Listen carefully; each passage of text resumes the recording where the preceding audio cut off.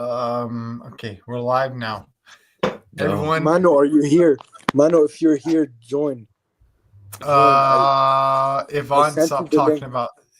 stop talking about Jews. Bro,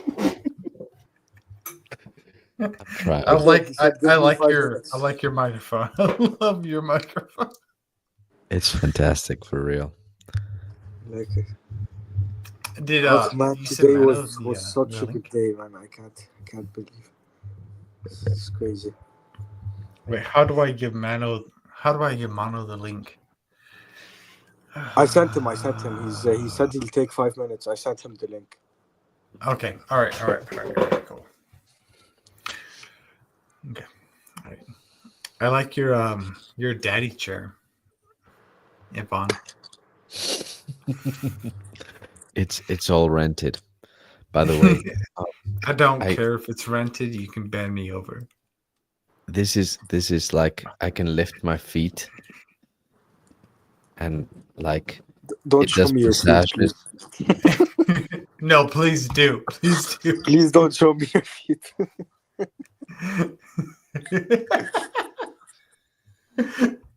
Oh, okay, you have socks on. There he is. There he is. Oi! Stop! What are you doing, man? Oi! Get Mono on here. Okay. He said 5 minutes, brother. Okay. Just wait 5 minutes. Yeah, I didn't get the reaction, man. What are you talking about, Nadim? I thought it was John, bro. You didn't give me the feedback, bro. You can't even get to my channel, you little rat, aren't you? Yeah, daddy, a rat. Little rat. What reaction would you want? Your natural reaction. I don't know. My natural reaction to Yvonne's feet. Okay, I can give What? Bro, I don't think we're talking about the same thing.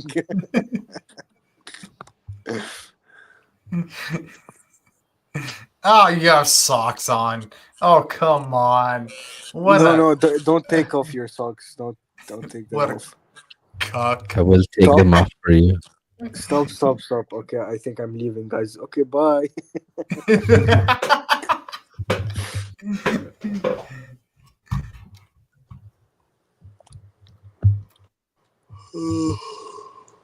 It's 2 a.m. for us, John. Oh, well, it's not 2 a.m. for me. It's 1:17 here. Yeah. I should go to sleep because I have to go to liturgy tomorrow at like 8 a.m. and it's like 40 minutes away. Wait, isn't tomorrow like Saturday? Why would you go to liturgy on Saturday? Tomorrow? No, I'm going both Saturday and Sunday. Tomorrow there's another liturgy with the merge streaming icon. I don't know. I want to go. That's what I wanted you to show to look at and react about the merge streaming icon. We did see. I'll react to that and I'll stream it. Don't have to stream it. You can just watch it on your own. It's already we're already streaming, so just show it. Give me the Dash link, you dummy. Bro, just go to YouTube. I'm on my phone right now. I can't read. All right. So what do I have to look up? Go subscriptions. Okay. Share your screen. Go subscriptions and put show more. Then you see all your subscriptions. I've been doing that this whole time. But Nadim, we also just tell me the video that I need to look up to. Oh my god, bro! Just go to this. Oh, I sent it on Discord. Yeah, okay. Discord, bro. Group and press the link. Okay. All right. I'm going to Discord. What were you saying, Ivan? I was saying that we already reviewed it on Mr. Westford's stream. What? One. We already watched it on Mr. Westford's stream, but not the complete video. John Just- and Yeah. West. Uh, Yeah. Okay, then it's There- okay. I just go watch the reaction later. I don't have a video to. There's a link. It's okay. You already watched it. I thought you didn't watch it. Okay. Do you guys want me to show you a video that how about this? So one? what? Okay. What How was about, your wait, reaction? hold on. Okay, here's Mano. Here's Mano. Hello. Okay. Hola. Ahoy, Hello. Captain. What's going on, boys? I'm trying What's to up, set my this friend? Malakia up. What's Thank you for being on my channel. Oh, no worries, My man. friend. Thanks for the weird invite through Nads. He was literally like, "Yo, John's going live in a big. Jump on." I was like, "Okay." We sent it out amongst the our channels, our groups as well. So Oh, come on. You're going to have like the best stream ever. yeah, you're gonna have like Let's 5 go. people. You're going to get rated. You're going to get like 5 to 10 people. That's we don't great. pull big numbers. We just pull loyal numbers. Yeah. We got a loyal Guys, crew for sure. Guys, I got a name for my relationship to Mano. Mano is basically my spiritual uncle. All right, I'm good with that. I'm good Do you know with that. why? No, I don't. Because my spiritual father is the spiritual son of Father Turbo. Right. So Right. and Mano's the spiritual son of Father Turbo, so that Mhm. makes me the spiritual nephew of of Mano. That means Father Paul is your spiritual grand uncle, Yeah, if that's a grand thing. uncle. You have to meet a Father Paul. Who's Father Paul? Father Paul is Father Turbo's spiritual father. So when No, we were then he's my spiritual. So no, so then Father Turbo's my spiritual grandpa, and Right. Father well, sort of. Yeah. Father Well, yeah, I guess so, yeah. Paul is my spiritual great grandpa. Yeah, I guess so. He's quite the character. You got to see this guy. What's going on with Ivan? Ivan, what's going on over there, dude? It's 2 a.m. I don't want to wake up my flatmate. And I was just showing these guys. I think it was John or Nadim that asked to see my feet. So What? I grabbed. No, I said. Wait, please hold don't talk on. about your feet. Please don't talk about your feet, and you started with showing us. Okay, you can show Something me like your that. feet. It was a joke. It was a joke. Is Will Manuel really there? Is he really there, or did he leave? Yeah, no, he's here. But He's there. I'm still in the West stream too.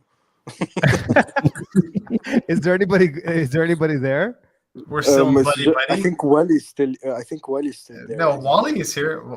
No, he can be in both. I know, but he's here in my chat as well. Manuel. Yeah, I think he's in both chats. I think. Yeah, he's here too. Thank you. Thank Manuel? you so much. Thank you. Yeah. Yeah, he's like Thank that. you. Thank you so much for coming. Yeah, look, he's. Thank you. He's chatting Okay. with the other chat. All right. Nadim wants to always overtake everything, but I just want to say thank you. No, look, he's chatting here. He said 2 tabs. Yeah. Who's in there? Is there anybody in there still? It's just me and Wally, I think. Wow. Yeah, Wow. two watching. Is it possible that we might talk a little bit about the mirror bearing icon, the mirror streaming icon that Nadim was just like experiencing? Because that was amazing, bro. That was really something. That was. You saw that in person? Because I didn't watch the video. I just saw the title. I filmed it. Yeah. Oh, cool. That was amazing. So the service started at 6:15 a.m. We got there because I was with 2 other people, Orthodox people. We were helping someone in our parish move their stuff in their house. And so we got there at like 6:30, and like you could smell it from outside. That's crazy. We could smell it from outside the church. Mhm. Wait, smell what? Smell what? The myrrh, the Oh, okay. The oil, Yeah. No, no, I know. I know. it's great. Like the smell was like okay. We get in the church. You're taken over by the smell. Of course, there's incense. There's everything. It was an acathist to. Nadim, did we just lose you? You froze, brother. Yeah, he Oh, needs wow. an Ethernet cable. Oh, his face. It's perfect. He looks like somebody we would deport out of our country. You know what? I'm just shocked. Let me see if he's on Discord. Also, I should see if Mr. Cosmas is around because he witnessed the myrrh-bearing icon. There you are. He witnessed the myrrh-bearing icon in Toronto, and already two things you said about the story are exactly like what Peter told Mr. Cosmas. Peter told me. Yeah, I heard. I came with this expectation, but not how it happened. Like I'm like, I was talking. We were talking. We've been talking about it for like weeks because we knew it's gonna come.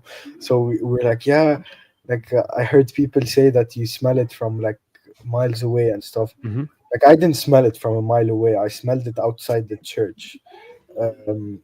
Like I guess it's maybe like a sort of slight exaggeration, or maybe it's true. But Well, once you're done, I'll tell you what Peter said and I'll see what matches. yeah, it's crazy. Like you can't the smell you cannot describe. But it's like super sweet, but like I'm trying to describe it as in it's like every single flower that you could find on Earth is part of that smell. Every nice smelling flower you could smell at the same time. Yep. Okay. I like that. It's still I can still smell it. I put my hand under the icon for like at least half an hour. You sound Half an gay. hour. I'm sorry. But you said No, this. no, it doesn't sound gay. I was like, I don't mean it like that. I don't mean it like that. But it's just. okay, John. This is going sideways.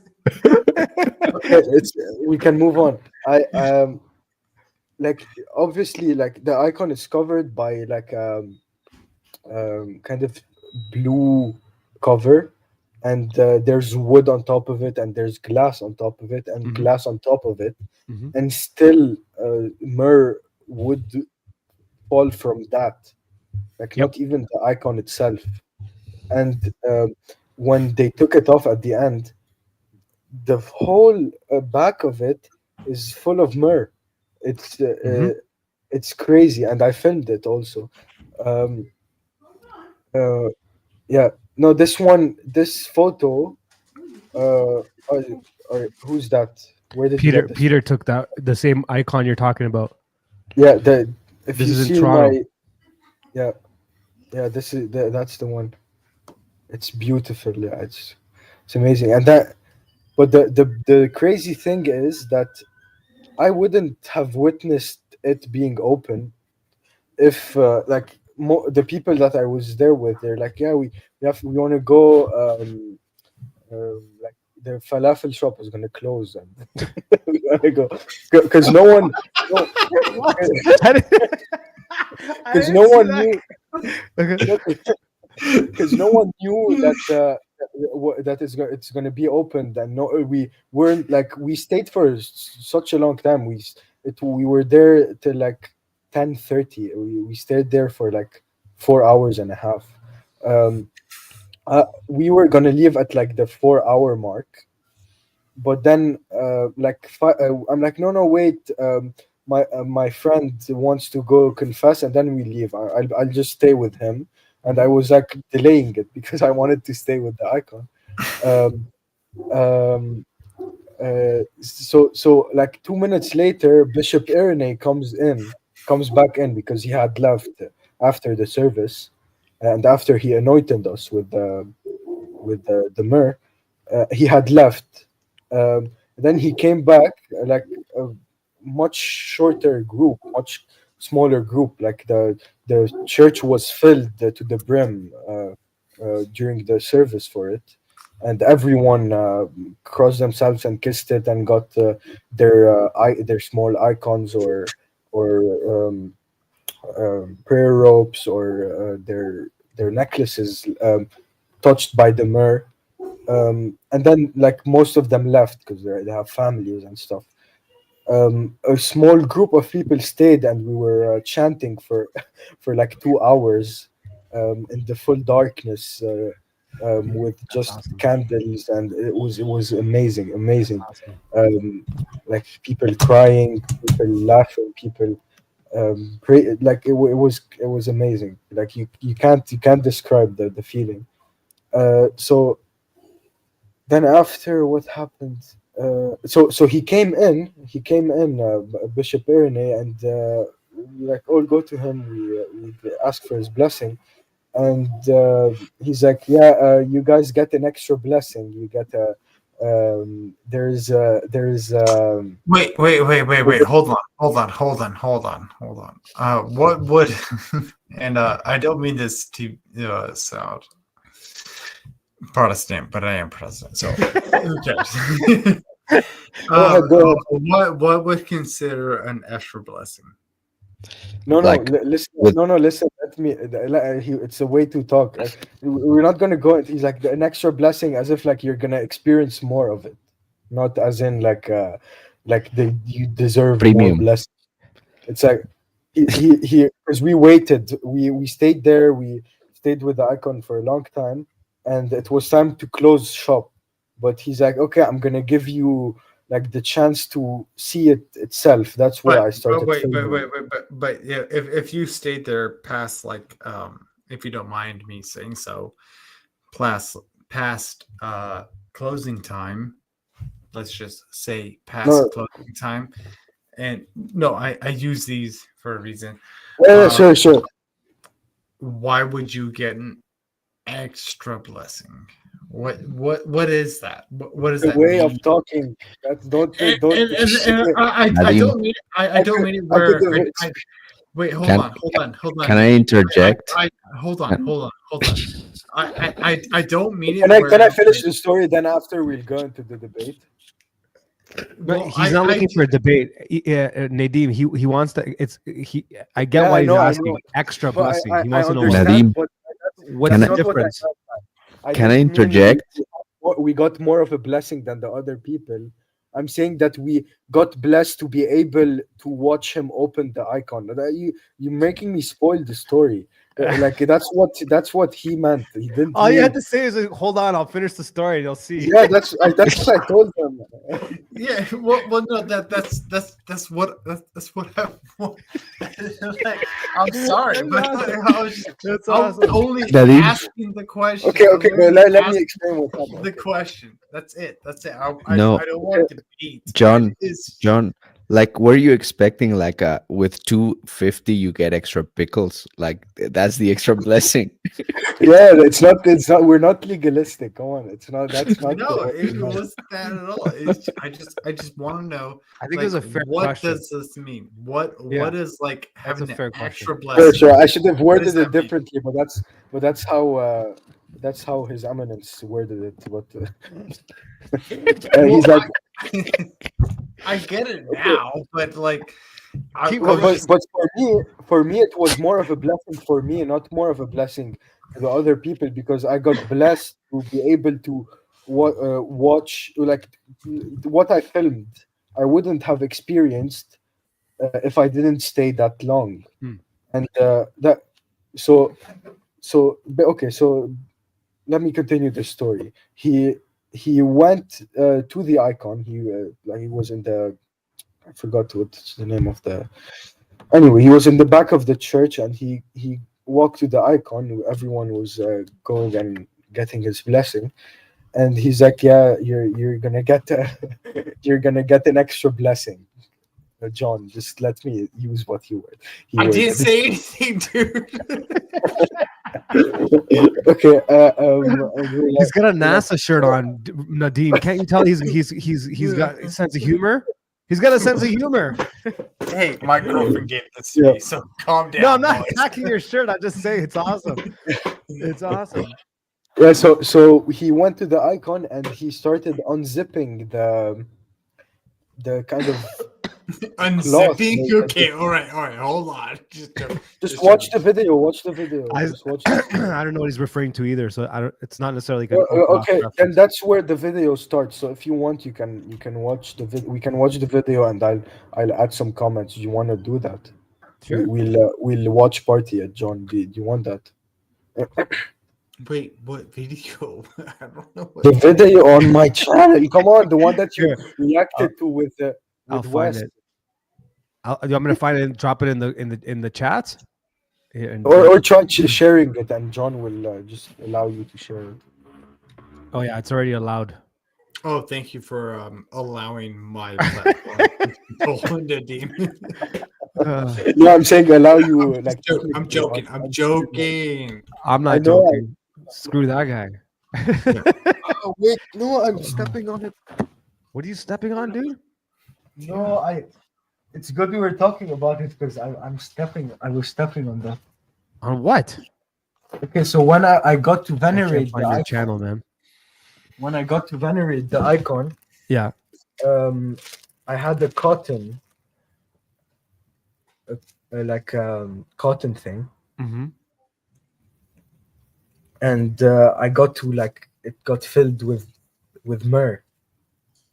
Oh, cool. I just and Nadim Haddad, I got- your channel's not popping up. A bunch of other like weird doctors that look creepy. guys, are I popping sent the link on every Discord thing. So up. Yeah, I know, but I don't have Discord on my okay, let me laptop. I'm not hardcore like you, bud.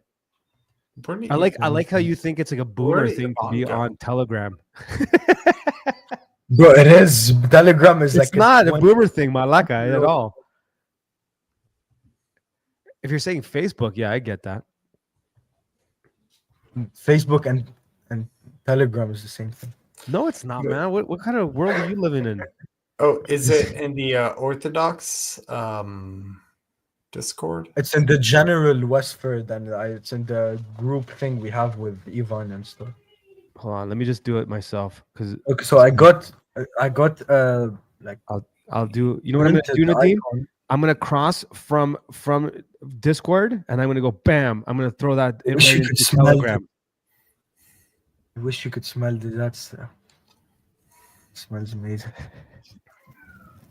I'm I I'm literally not, told I'm not gonna make the joke. I'm not gonna make the joke. So I started laughing. That's why I started laughing. I'm not gonna make it. Okay. I told Ivan I'm never gonna wash my hands because of how big- Quit playing Taking it further. He's taking it further. He's saying, okay, here I'm dropping it in Guys, private. come on, Put it down. Put it down. There. Nadim. It's in the Nadim. Put it's it in the down. Put private. it down. Put it down. Put it down. No, stop. It's in- Put it down. Put it down. It's in the private. His video's in the private. The Shanglangs. just press the link, John, and share it. I'm doing that right now. it's Nadim's show, man. Here it is. Okay. So das Bedanza. When's the boxing match? That's like, is it happening now? Oh, it should be happening right now for me. Yeah, I think it's happening here as well. We're Central Standard Time now. We caught up with the rest of the Central Standard Time people. Right, and the crazy thing is that it's here for tomorrow and after tomorrow, and then it comes back on Tuesday. It comes back on Tuesday, with our clergy. The Antiochian clergy is going to be there with the Rokor clergy, and glory to God. Anyways, play the video.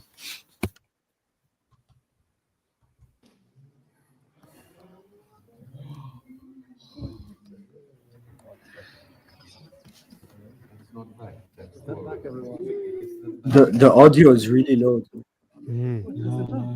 It's 10 minutes long. What do we?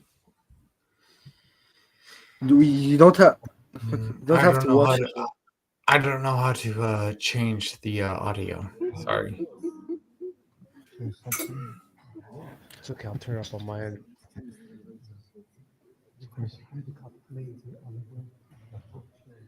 No, because Bishop Ernie is talking. He's explaining stuff. Wait, let me share it, John. Let me try sharing it. Well, Manuel's making a good comment here. He's explained the zipper.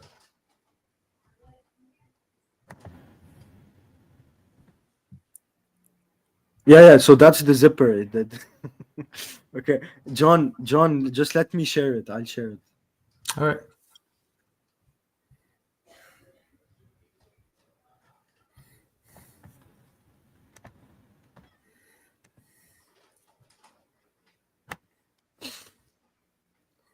I guess Ivan's roommate is a bagel. I didn't know that. Yeah, that's some new information. I didn't know that. It's new to me. Yeah, then the possibility of Ivan being a spy just grew by like 60%. He's working for Mossad. He's working for Mossad. A Mossad agent over here. We have been compromised. Okay. So where's the zipper? Oh, it's around the Okay, yeah, you see now he's zipping the blue thing out. And then you hear the reactions of everyone. Wait, what? Okay, if you don't mind me asking, well, like, what's the significance of that zipper? It's just covering the icon. Okay. It's just covering the icon. It's not. And if it wasn't covered by all this stuff, then it would just like fill every single thing it touches with myrrh. And like, all right, well, I only ask because like everything about like orthodoxy and about all this stuff is like there's always a purpose to something. Yeah. So there's probably a bigger purpose. But no, that's a good question. No, you're correct to ask a question like that.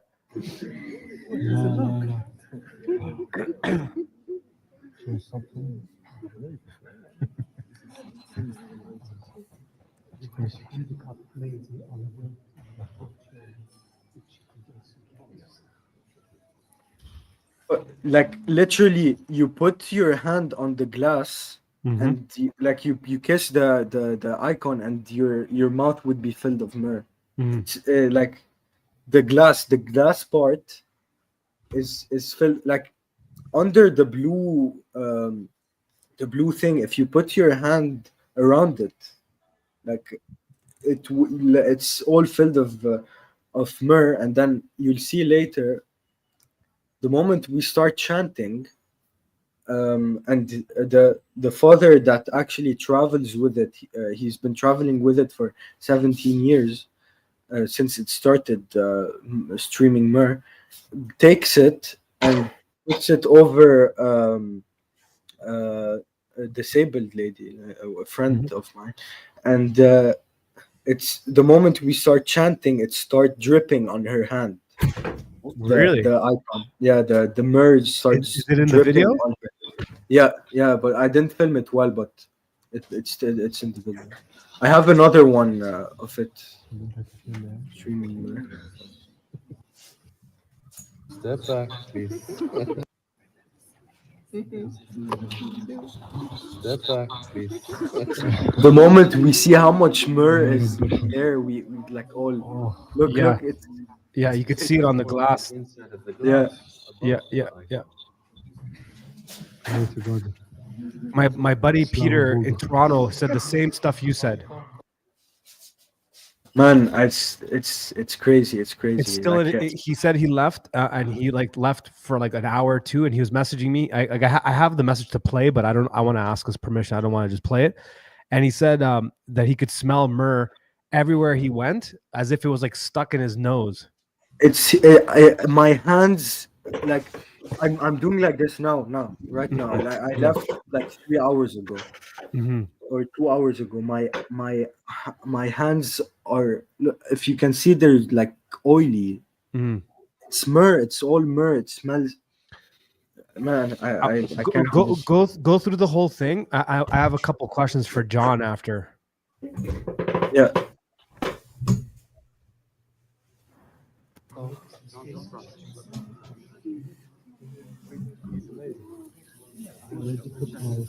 Obviously, like fast forward stuff, so you're not boring John if it's 10 minutes. But I just want to get his impression of this.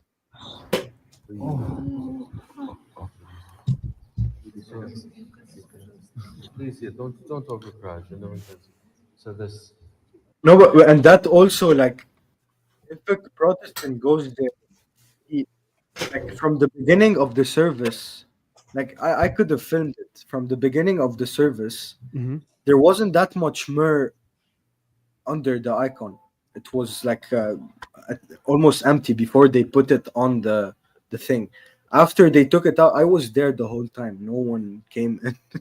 Like that. Like that's like atheist or something. But like no one came in. The thing under it was like full of myrrh. Really? Okay, that's crazy. It's not fake. Yeah. Well, yeah. Keep going because I've heard a couple of different stories. I just want to see what John's gonna say at the myrrh end. flows down and collects. You can see, look, the myrrh flows down and collects.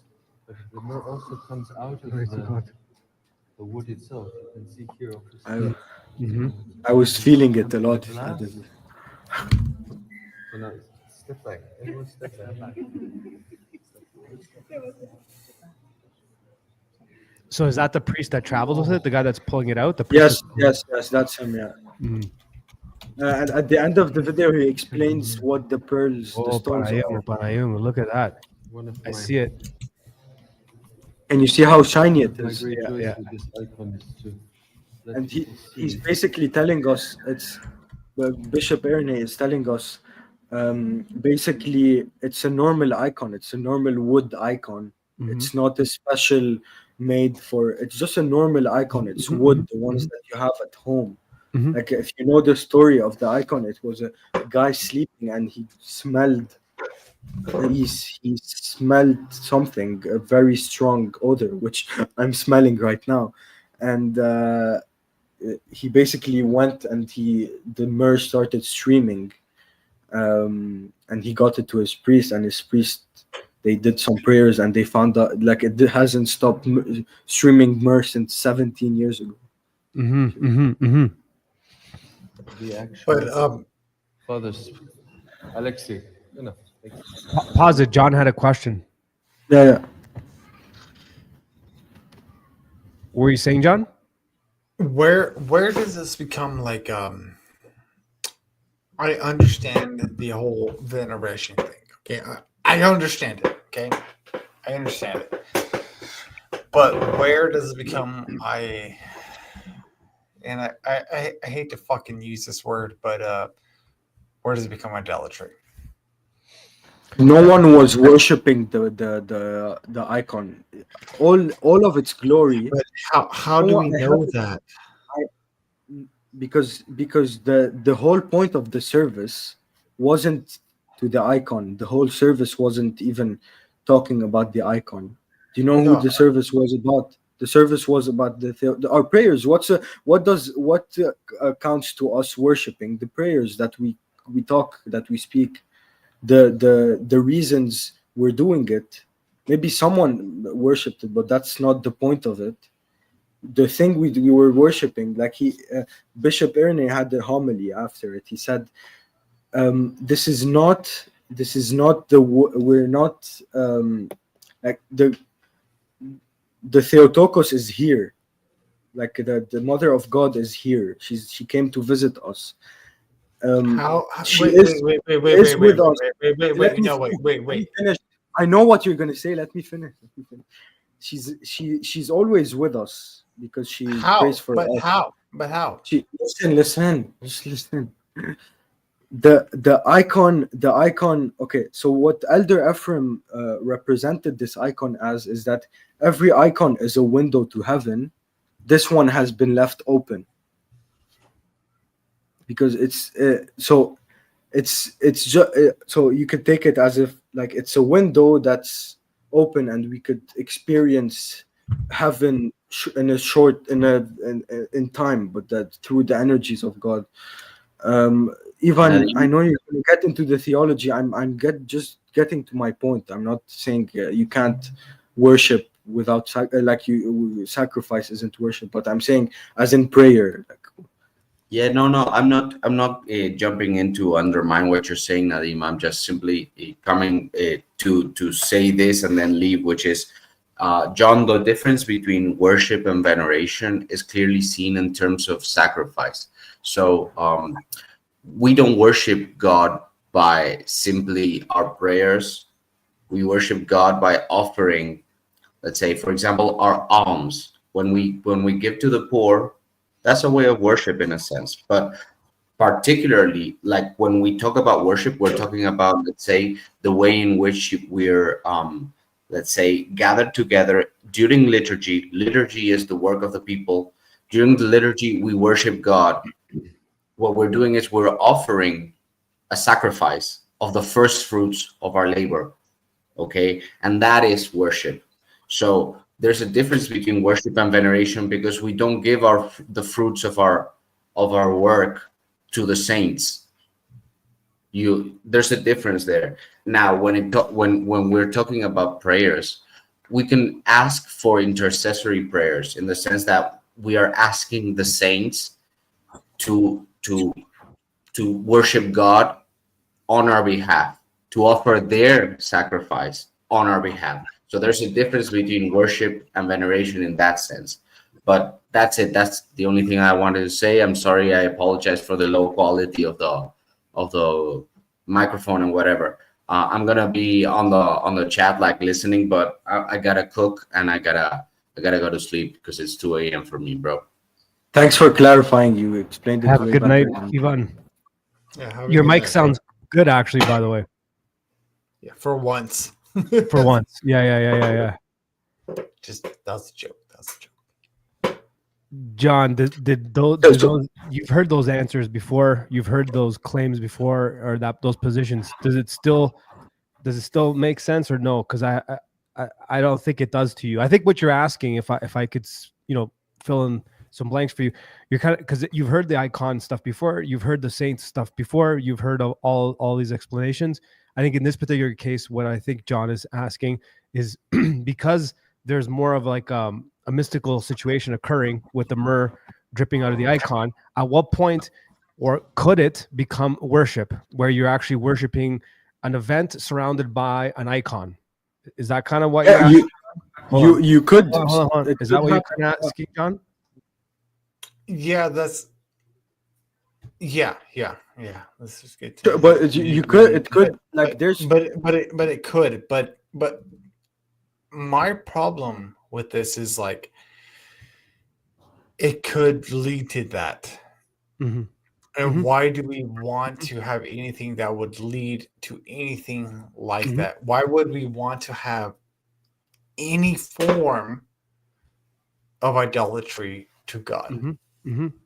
There you go. Well, that's where it's not idolatry. It's not. Well, hold on, Nadim, because what we end up doing, I find, when other people that ask good questions, we start flooding them with like theology and stuff like that, which is important. But you know what, John, you're making a very good point, because I can guarantee you. How about I'll say something that might be a little bit controversial for the Orthodox crowd. I guarantee you there are and have been people that did exactly what you just said, for sure. I know it because I've seen it myself. Yeah, and that's that's what one of the biggest problems I have with like and I don't mean to offend anybody here, but Not offending. I have a huge problem with like cradle, like cradle Orthodox, because we once you start doing that, you end up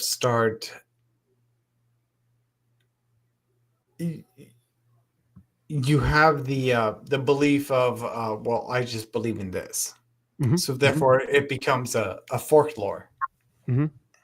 If like you make complete sense. Like I'm saying, I'm not trying to fucking offend you. Listen, Ron. Dean, let me. You answered me earlier. Listen. Let me say something. John, not every Orthodox is going to be Orthodox. you got that? Nadim, hold on. Let me just interrupt you, just because I was setting this up for a reason. I was setting this up to like the next part. So I don't want you to say something and then sway it away. I understand John's question because I had the same question when I left Orthodoxy and I was looking at it that way. I'm like, you guys are kind of doing the same thing. So I had the same thoughts as someone who grew up Orthodox. So I already had the explanation embedded in my head. I left Orthodoxy, and when I left Orthodoxy, I was calling idolatria, idolatry. Like I was saying like these people are worshiping this. I understand the question he's asking. Also, it's like he's also asking why even put a person in the position to maybe end up worshiping this thing. Correct, John? Is that also what you're saying? Yeah, that's what you're saying. Okay, so the answer is just like everything else in life, you're going to have people that are doing things for the right reasons, some people that are doing things for the wrong reasons, some people that get, they veer off, right? That's anything, no matter how we look at it, right? You run that same risk with a lot of things, even if you are Protestant and you're not looking at icons and you're not venerating icons, you don't look at saints the way we do or any of that stuff.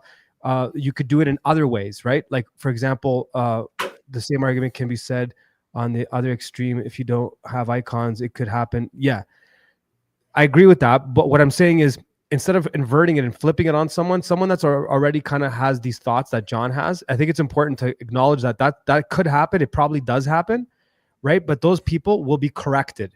Okay, this is what I mean. Just give me a second here.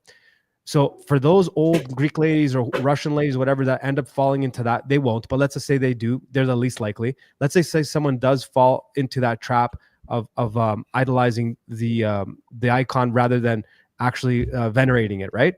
If they continue to stay on the path, they will understand the difference, and they'll see the difference by how it affects them.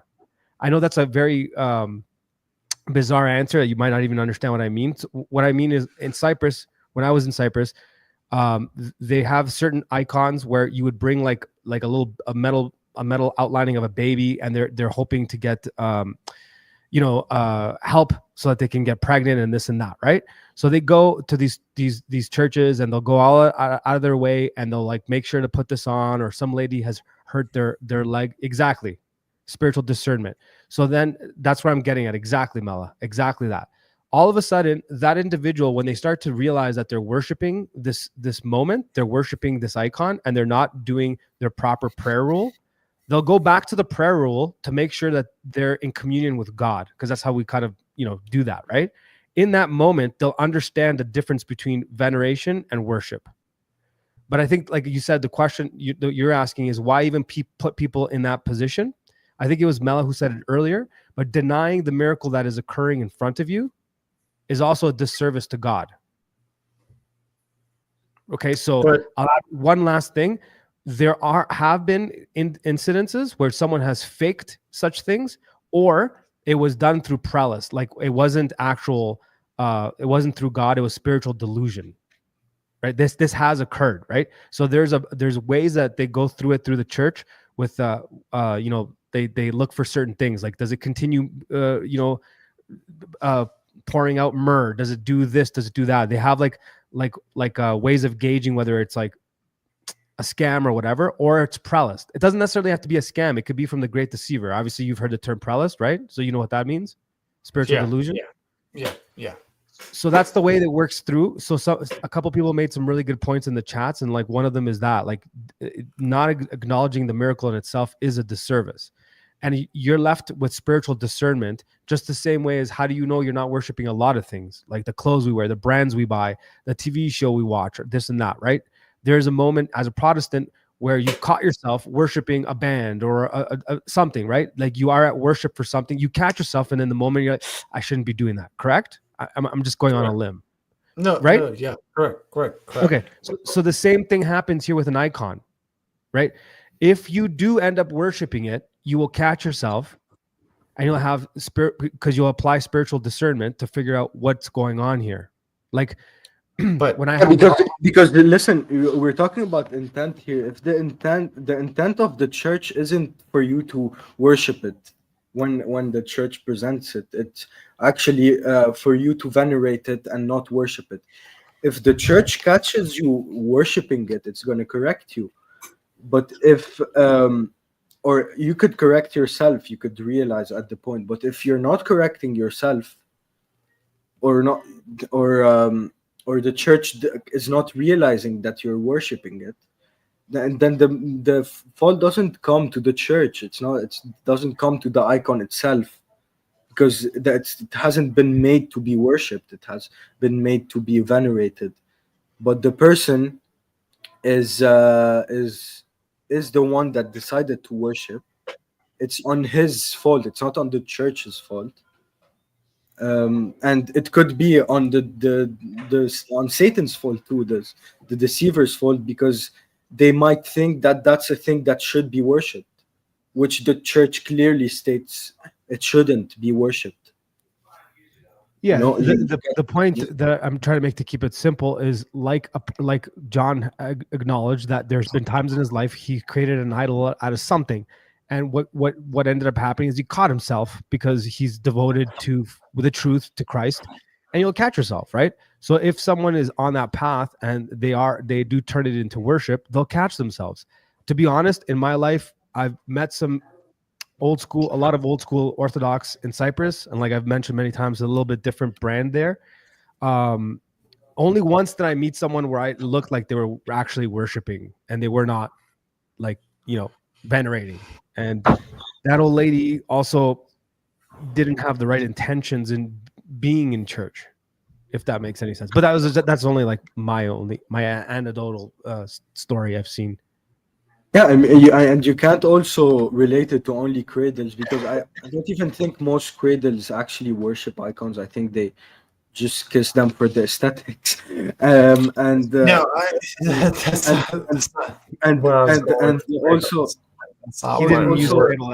also if the church actually states the actual church teaching is this, that, and that on not worshiping icons, more like pious Orthodox Christians will not fall into that, unless or they will fall into it and all right. So they realize they're worshiping, and they'll like, that's why we have confession, that's why we have spiritual fathers, to actually guide us in our journey to theosis. They tell us this you should not do. That's why we need spiritual fathers. But that's why you don't commune without confessing. But the question is, for me, okay, is how do we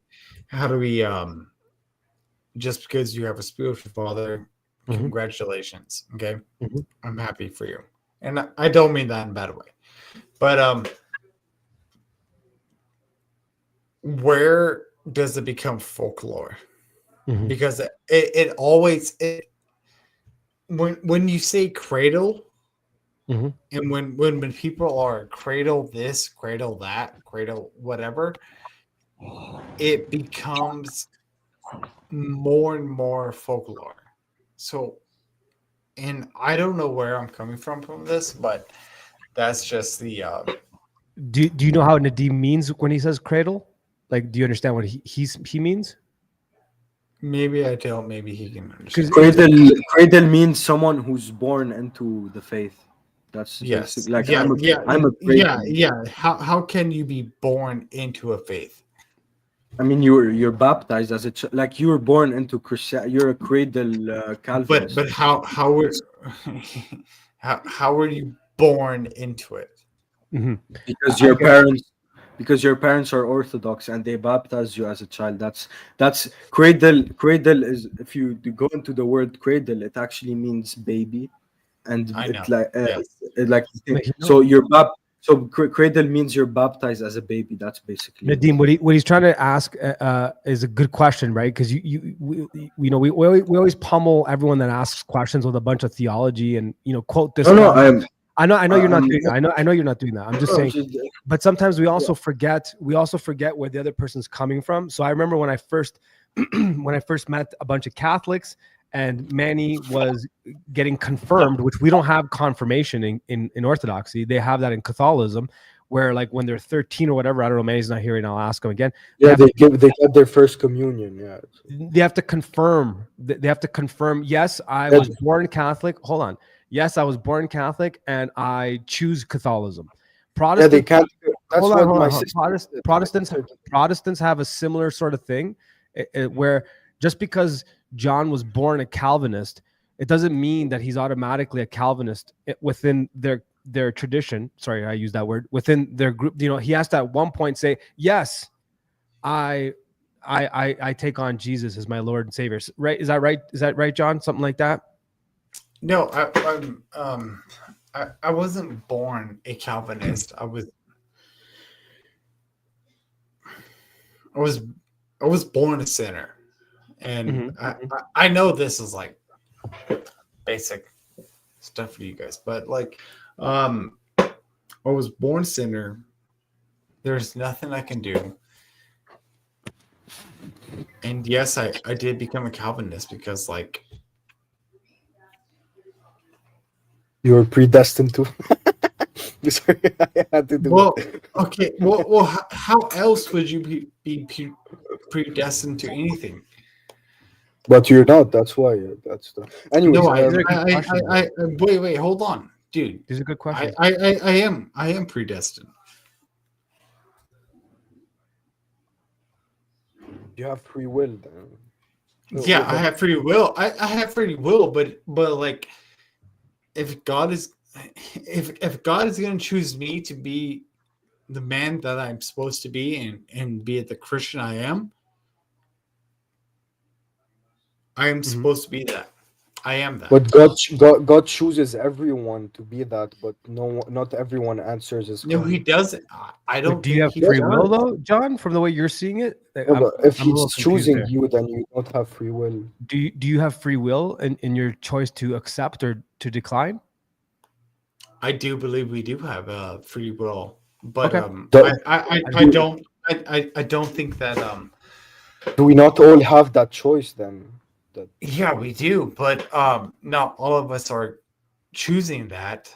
That's basically what I said. So, God chooses everyone to be able to choose him. Well, yeah, Not yeah. He would want. He would want all of our. He would want all of his children to be within him. Exactly. So that's orthodox, actually. Well, if I may jump in, because I understand. But hold on, Ivan, hold on. But not everyone is going to choose that. Sure. Yes. What's wrong with that? Yeah, that's where I'm coming from, dude. It's like, why? If we even if you're baptized. Even if you're baptized as a child, you could not choose it. Yes. Can I? No. Even John, I'm getting to a point here with John. Even if you're baptized as a child, even if you're a cradle, you could decide to not be with God. Yes, of course. I did. Like I did, and if I died, like Lord have mercy. But like, well, okay, all right. So I died, like I hadn't chosen him, it would be the same as if I wasn't even baptized. Do you understand that? If I denied Christ completely, even when I'm baptized, it's even worse. It's even worse for me because I was baptized. Even I need to jump in because no, this is retarded. I love you guys, but this is stupid because Nadim, you're expecting John to come with the same presuppositions that you have about the faith, and he doesn't have them. So you have to offer a way for him to understand them. John, I was trying to do that. Mano was shutting me down. He's like, no, I wasn't. Taking too long for that. You're taking too long. You have to be simpler, John. The issue that you're talking about is our view of sin. We have a different view of sin. We believe in ancestral sin, which means that people have a way of being that affects others. We're not individualists. Orthodox people believe that we, in the way that we relate to one another, can pass on sin to other people as well. It's not that, oh, you were born with Adam's sin and that's it. Of course, yes, we're born with Adam's sin. But if your parents are virtuous, it's an enormous difference. So it's not that God simply like chooses you arbitrarily. If God is calling all of us, some people are born with more luck. yes, because having let's say pious parents is better. So when we're talking about cradles, what we're talking about is there's a tangible difference between a person that has been steeped in orthodoxy for generations and a recent convert. This doesn't mean that because you're a cradle that you will be saved, or it doesn't mean that if you're a convert, you are not going to be saved. That is ridiculous. But what we're talking about is a tangible difference in the grace of God that is lived out. So if we're talking about cradles, what we're talking about is the fact that these people are, when you're born into a family of practicing Orthodox Christians, even among cradles, there's a difference. Like there are cradles that are bad and there are cradles that are super pious. So it's when we're talking about cradles, we have to also be mindful that it's a generalization. It's not a one size fits all. Okay, so like your take on let's say original sin or your criticism of original sin are very, like, they're very subtle. They have to be parsed out. We cannot expect us to understand sin in the same way. Okay, it's a different paradigm. That's the only thing I wanted to say.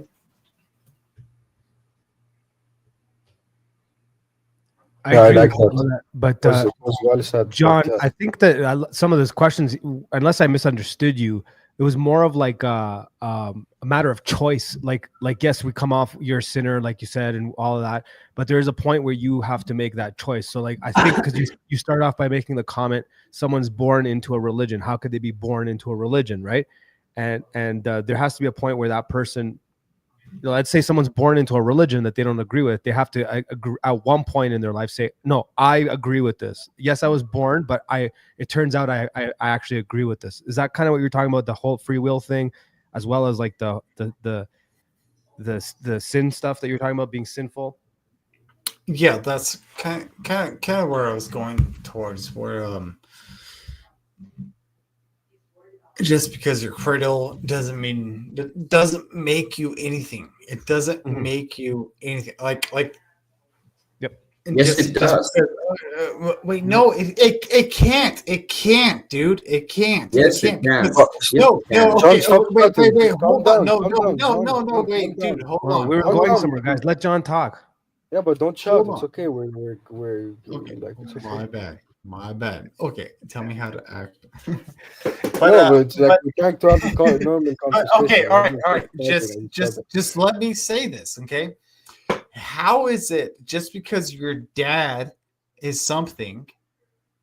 How does that make you something you are? Okay, John, Adam. can I ask you a question? Why do you okay, first of all, Adamson, second of all, John, do you want to, if you want to have kids, do you want to raise them in a Christian life? Yes. Okay, that's exactly what cradles are. Most, not like there's some, they're being raised dude, Yeah, that's not what what? I'm saying. That's It's not what I'm he's saying. It's like you guys aren't understanding the question he's asking, because every time you guys are Cradles answering are this not question, it's safe. not what he's saying. John, Cradles are not safe it's by- super by- simple. It's super simple, dude. Do you think that a child that is abused systematically is going to be healthy, spiritually speaking? Dude, that's not what I'm saying. Because that's the Why don't you No, guys let yes. John say what he's saying? Because both of you He guys are asked the answering question. straw man. Like if you guys No, want to no, talk, John- yeah, you are. John No, is no, talking Mano. about pride. John is Listen to what talking John about is saying to you. No, he's How come John- I John is- understand, John? How come No, no, I you just heard. I John steel is man saying- his question John back is at him, and he saying- said yes. John is saying cradles are prideful, and they think they're something because they were born into orthodoxy. I didn't No, say that's that. not- I that's not didn't what he's say saying. that. I No, didn't say no, that. no, Nadim. No, Let him talk, no, let I him talk. understood what Say John is that. saying. John, you think you have to deserve it. You think that if your parents were virtuous, No, I that don't means think just no. because you haven't That's deserved not what it. he's saying. No. Okay, no, then not it doesn't fucking make at sense. all, Your dude. question doesn't Not make sense. fucking at all, dude. Fucking A, dude. Like that's not at all what I fucking said. Okay. That's not what he said at all. Yeah. Yeah. Man, I don't know. I'm way Well, too how come happy. I can for- steal Okay, man? How come I I'm can? way, I'm steal way man too his happy position? for a tense conversation. to be That's honest. what I don't understand is why can I steal man his position, but you Okay, guys Steel can't? Manning. Steel I Manning. already did. I Yeah, already did it. yeah, You said yes. dude. Mono Okay, is but Steel Manning isn't enough. You like explain. I didn't under. Okay, Like- I'll say it one more time. I'll say it one more time. Okay, how does your dad, make you a Christian? Because By being the example. By being the Jesus. example. exactly how your dad helped not you what he's become a saying, better man. Christian. That's what. How does my dad make me? Okay, a let me Christian? just be. I don't mean to be rude, guys. I really don't. Because I've been studying this for a couple months now. This is the problem with watching too many online debates. This is the problem. Mano, please. I'm not ready. I'm not ready. This No, is I- I- exactly let the Juan- problem with let- watching guys, too I'm many gonna- online debates and being on Juan- panels. You guys think that you know what you're talking about, like not about subject matter, about the person that's speaking. You don't even understand what he's asking you. Mano, I understood. The question is wrong, My dude. dad, The if my question dad, itself is wrong. that's Why? Yeah. Why can't I understand it? if my dad made me a Christian. Well, then that- answer my question. Answer my Okay. question, dude. Answer my question. is how- okay, John. The question is how. Sorry, Mano. Okay, John. The question is how does my dad make me a Christian? Is that the question? Just to Yeah, make sure. how can that happen? Okay, let's just go there. Because Yeah.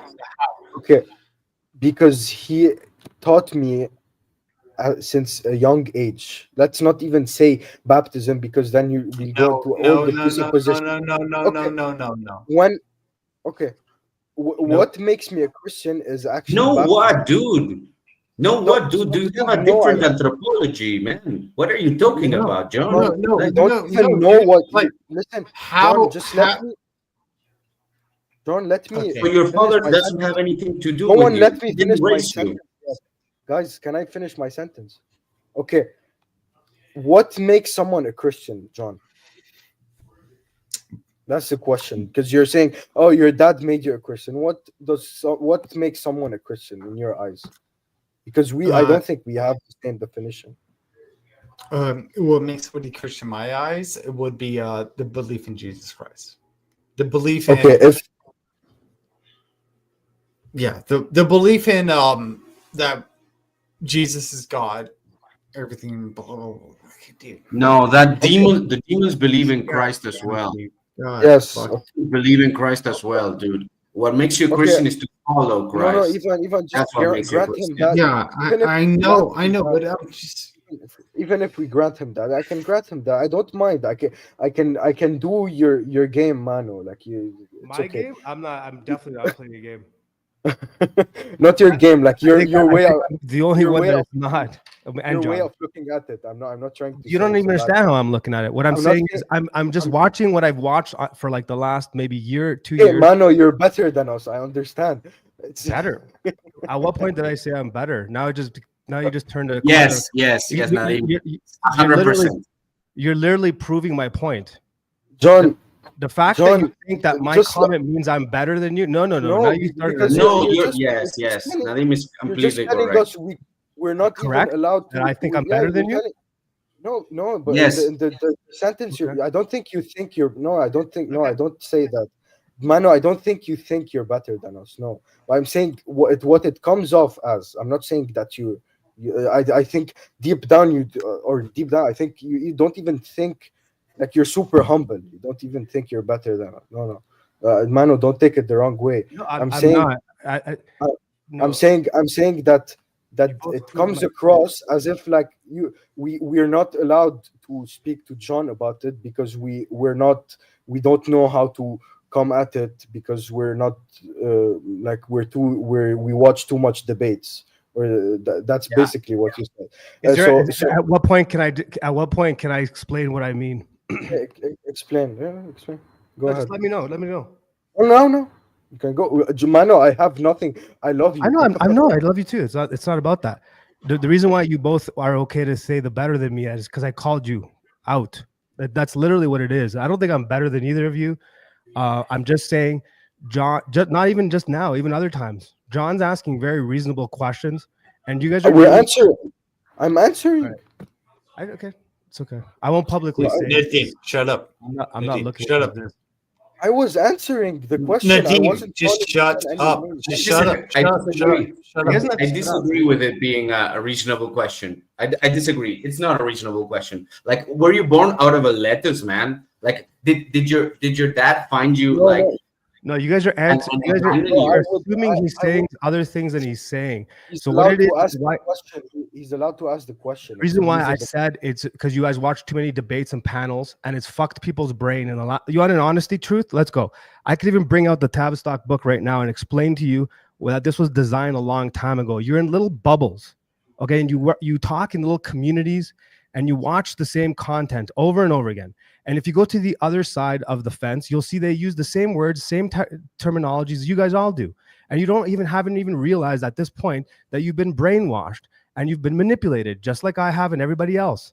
They've turned these things that we're doing, these debates and watching all this, into a blood sport, so that we all, because we're men, we want to participate in it, and you want to come off like you know what you're talking about and like feel, oh, look at me, I'm like this guy or like that guy, and then we watch their streams and we regurgitate their arguments. That's why I know exactly what arguments you guys are going to make, right? When you're talking about Calvinist, if you, for example, you start talking about baptism, you know he's going to bring up the thief on the cross because you've watched it in 100 debates.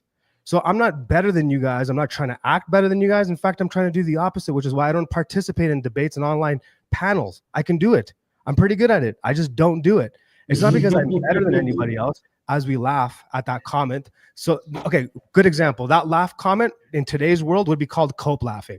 And everybody No, it's not cope laughing, man. The point I'm trying to make is you're not on. listening to John, right? John has asked a question, and the A answers stupid question.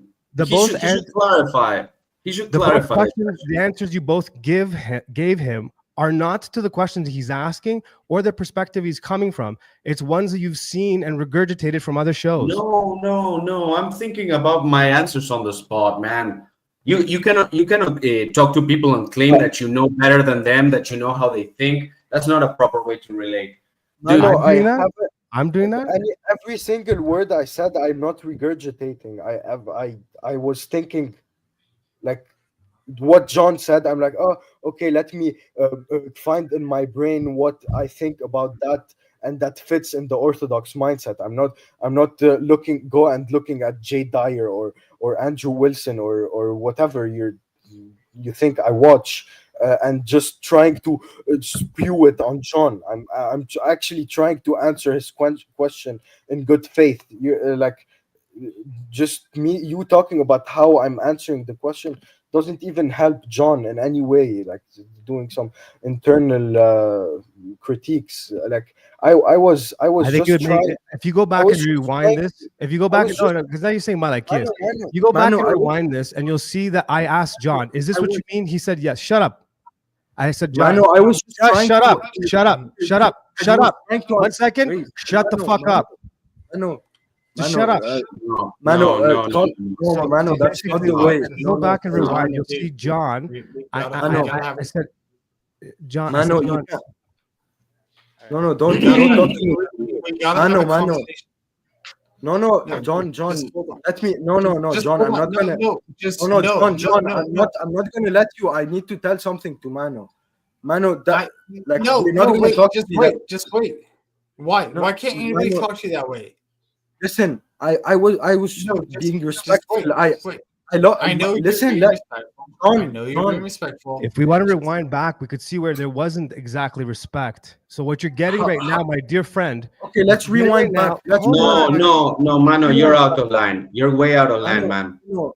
Why? Why are you doing this, Mano? I'm trying to explain. The reason why I kept saying shut up is, first of all, you're not the one to explain, Mano. You're not the one to explain. You're not the one to shut up. Nadim might talk too much, but you're not the one to shut him up. Excuse me, dude. I think you need to just back up real quick. Or what? Or what, man? Or guys, what? What's going on here? What's going on here? Guys, please. What's going on? Excuse me, what, man? If you Would go you back say that to my face? Yes, I would. No, you wouldn't. You really No, don't you think so? wouldn't. I would beat the All shit right, out no, of if we, You would man, do it better than me. Okay, I don't okay, think so, everyone man. is shut the fuck Okay, this has up. gotten Yeah, stupid. you think you know better. You're always guys, you're I'm always leaving. practicing. Everyone, Guys, stop. Stop. Dude, what's going dude, on here? literally What's stop. going on? Literally, everyone stop. Okay, because like this has gone way too far. Guys, I'm leaving. There's no way. Like, I'm sorry if I offended anyone. That I was not the point. You didn't John, offend just let me. anyone, I'm gonna dude. leave. I'm gonna leave. You'll get rid of me. It's okay. Calm down, guys. I'm not gonna get Mano, rid of you, dude. John, I'm not John, gonna I'm drop gonna you. leave. I'm not gonna I'm drop gonna you. leave. You can drop yourself. John, I'm gonna leave. I'm gonna leave. I want to leave. I'm not in the mood for this, to be honest. I was really happy. We're just talking about something really, really beautiful, and it turned into something that I don't even understand what's going on, to be honest. I really love. Mano, you're muted. You're trying to cut me off, but I really love you, Mano. I really love you from the bottom of my heart. I love you. I do. John, you too. Like I would do stuff. I would die for you guys. I love you guys, but I was just trying to answer John's question. I was trying to understand what he meant by Christian. My dad making me a Christian. I don't know how that made me a dumb ortho bro incel that got just use debates. I don't know how that made me. I didn't say that either. I'm not okay. No one said that. Maybe I'm misinterpreting. At what point can I It's my speak? mistake. Let me know. Forgive me for Yeah, my just let me know. misinterpretation. If I misinterpreted it, I just wanted to try to answer his question faithfully. I don't even watch debates anymore. I just that doesn't even I even before I didn't watch debates. I just get information about orthodoxy, and I can't even stand watching debates. I like having heated arguments once in a while if it leads to something with good faith, but I'm not gonna go around and just shit on people. I especially Mano and John and whoever who I hold dear and near to my heart. I actually love you guys. I would never try to. I love you too. I love you too. I was trying in good faith. If I came across as someone who just spews Can I back. just explain though, or like? Okay, am I the description that you were talking about? No, my someone thing that is just- what I said. Shut up. When I was saying shut up, and I swear and asked you to shut up. If that's considered out of line by anyone, I'll explain why. And I would implore anyone to go back and rewind this and watch it. The reason why was because I'm trying to speak, right? You'll notice I stopped speaking. And also, I'm not new to podcasting. I've done it. I've seen when people just jabber and when people don't. So that's why just for that. As far as the bro thing, do you want me to explain that or no? No, I want you to explain me what did I give me something I said during my conversation with John, me trying to answer his question faithfully in an orthodox manner. Tell me how was that, what was wrong with that? I'm not saying Ivan, I'm saying me. Well, first of all, it got all in the mixed up because Ivan popped in out of nowhere. We were trying to do the thing, and it took it to a next level. Let's be honest, that's what happened. As far as me telling you to shut up, I would explain. I was just trying to speak, and you don't let people speak right at certain points, and that's cool. I get it. As far as the explanation is concerned, well, both you and Ivan, okay, and if he's listening, because he probably is, when you guys were answering questions to him that he wasn't even asking or meaning. Okay, and what I meant by the bro thing is because I'll be very clear before some people get offended or bothered. And who's gonna get bothered? Ivan? Okay, so here's the point: that just like the other conversation we had with John and his father, everybody gets on and they just want to talk about what they know and this and that and be right about the position without considering the person that they're talking to and why. If you're talking to help someone and you want to move them towards a better understanding, you don't throw here's what I know, and you start going for them. You find common ground, trying to understand where they're coming from and understand their question. And when I asked John, is this what you mean? He said, yes, that's what I mean. And when I heard both of your responses, you were responding to something he wasn't even saying. You guys picked words like make, like what make, this make. And then you guys hyper went into that without realizing what he's really talking about. Did you hear what he's saying to you? Should he just? Yes, I understood his question. He told me what. How does your dad make you a Christian? But do you know what he means by that? Because both what you guys were talking about is retarded. Then I was asking him, what do you mean by Christian? What didn't I ask that, John?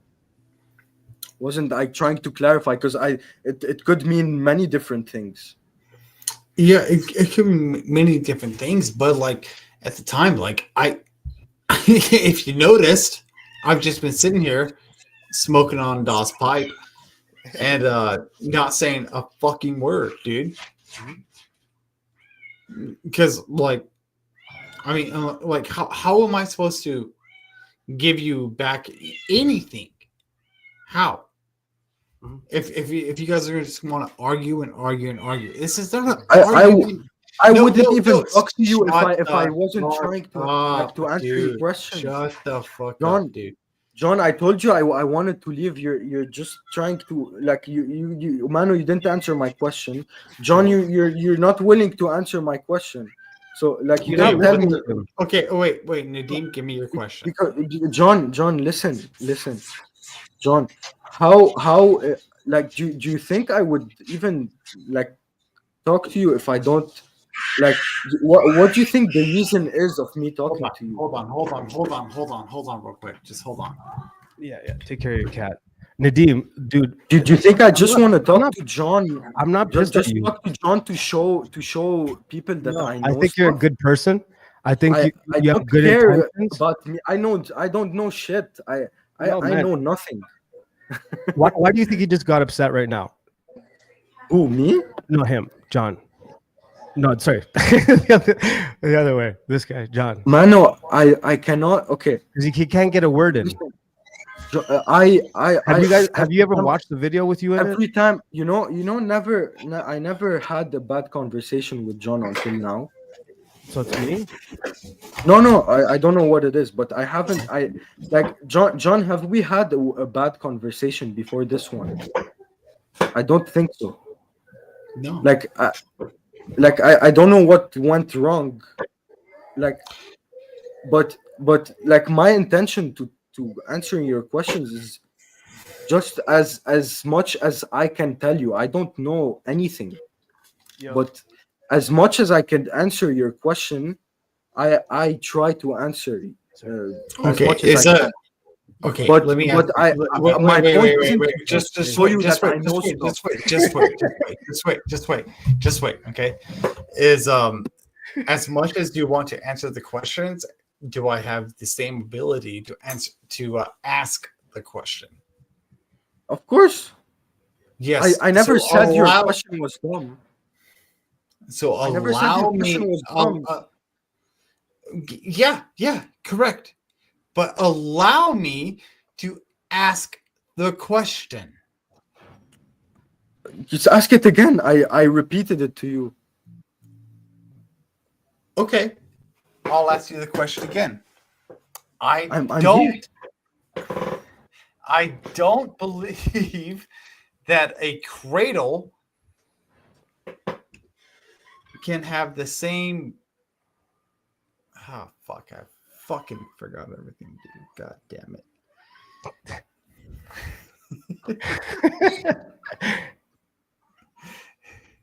You're saying a cradle just because they're born, their father was born a Christian, whatever. Does that make them kind of like that? Yeah. So okay. Yeah. So just because my dad is born a Christian, does that make me Christian? Is that okay? What does Christian mean in your perspective? Dude. What? I'm trying to that I'm not gonna answer before knowing. I'm not gonna. What do you think? What do you think I mean Christian as? Do you think I mean Christian as in like? I don't know. You. Do you think I mean Christian as like a satanic person? What do you think I mean by Christian? Yeah. I don't know what you mean by Christian. Because me, what I mean by, you know what? Why would I say Christian? And like, okay, you know me long enough. Okay, you have known me long enough to understand that when I say Christian, it means Christian. I know it's not orthodoxy. I know it's not this, or I know it's I'm not saying that. No. Wait, I am. Please stop adding saying, words. No, to my. no, I am. stuff. No, I didn't say that. I didn't add any words. Okay, I said when I say Christian, it means Christian. It's not like anything else. What does it's not some crazy Protestant stuff. Like, what crazy Protestant fucking bullshit have I fucking said? Okay. It's none of that. It has been none of that. Yes, maybe there's been a couple of doctrines here and there where we have a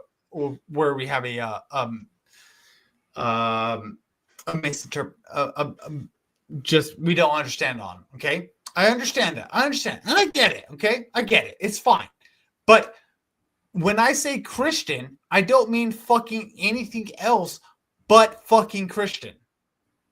So tell me, if my dad is born Christian, does that make me Christian? If he raised you to be a Christian, then yes, you'll be a Christian. You'll be what your father raises you in. My father raised me as, and I walked away. Yeah. Yeah. My So father then, raised me Christian as well. And yeah, I but walked you were a Christian when you were raised. You were a Christian at that time. You were still a Christian, even when you were raised. If you fell away from it, you were still a Christian, but you fell away. You chose not to follow Christ. You chose not to follow God. And then if you come back by the grace of God, then you'll come back to Christianity. You come back to Christ. That's if you want me to be ecumenistic. Okay, but that's my problem. But that I'm not gonna. If you're gonna be sad, listen, Mano. I cannot. Mano, please. I wanna address. I answered your question, John, and I think it makes sense. Okay, now, Mano. I don't know why you're scared to like. No. Just let me finish. No, not scared. It seems to me that you're a bit iffy. To the fact that John might be a bit like somewhat triggered or somewhat not even triggered, somewhat uncomfortable in our conversation. I'm not saying you are. No. But me questioning what a Christian. John, let me finish my phrase. Come on, man. No, dude. John, why would you say that I'm triggered when I'm not? Because you were angry. You were angry when I asked you what a Christian meant. I shut the fuck up for so long. No, when I asked you what a Christian meant, you were angry that I was asking you the question. But I think that's a valid question as an Orthodox Christian. Why can't I ask it? No. Why can't I ask? Okay. Can I say this? Okay. Who gives a fuck if you're Orthodox? Who gives a fuck if you're Catholic? Who gives a fuck if you're a Protestant? Whether there's a certain doctrine where we believe in, and we must believe in that, correct? Mano, are you just saying that every single person that says he's a Christian is a Christian? I was saying yes to what Post Feedham was saying, and I was trying to post it up here. What Post Feedham was saying is 100% correct. Obviously, the foundation is also what. Anyways, I think what my point was. I wasn't because you're talking about what Post said. I'm not talking about even any single thing that John is not saved. I'm not saying a Christian is someone who's saved. That's not what my definition is. I'm not saying not mine either. That my whole point that you guys took as I know better than you guys or whatever weird way of excusing your own stuff is not you. I was referring to Ivan, Relax, Nadim. But well, one example is you asked John, can I speak? Can I speak? The funny thing is, I've heard that's a common you normally get. Can I speak? Can I speak? Because you interrupt people, but then as soon as someone else does it, we see it in the other person. My point. Okay, how does that even answer the question? Like, why are we? Yeah. All right. Look, my ultimate point was this: that nobody's listening to when John was talking earlier. If you like, go back before everything got heated, and hear what he said, right? And then hear the responses he was getting. Just hear me out on this, please. Okay? Because you know what it's like talking to. This is why I don't like Spurg things, is because you have to say what you want to say really quickly, because the other person's going to interrupt. Okay? So just give me a second here. If you go back and you rewind it before things got heated, and you looked at what was going on, no, you didn't understand, dude. Because when I'm talking to Christ as King, no, you didn't 100 at all. Because when you said to him what he said, that's not what I'm saying. And I said, John, are you saying this? And are you saying that? He said, yes. The reason why isn't because I'm better than you or any of those things. It's because I listen. And I am good for. Okay. Anyways, this guy's arguing in the chats. Look, that's all I meant by that, Nadim. Right? That's all I meant. It sounded to me like what John was saying was actually asking about, like, at what point is there free will involved in this to become part of Christ? Not just because someone raised you to be or you're born in it. Okay. So I'm not saying that it doesn't help to be raised or born cradle Orthodox. I'm not saying that. I'm not saying that at all. I'm just saying that you guys were not answering John's questions, at least the way I saw it.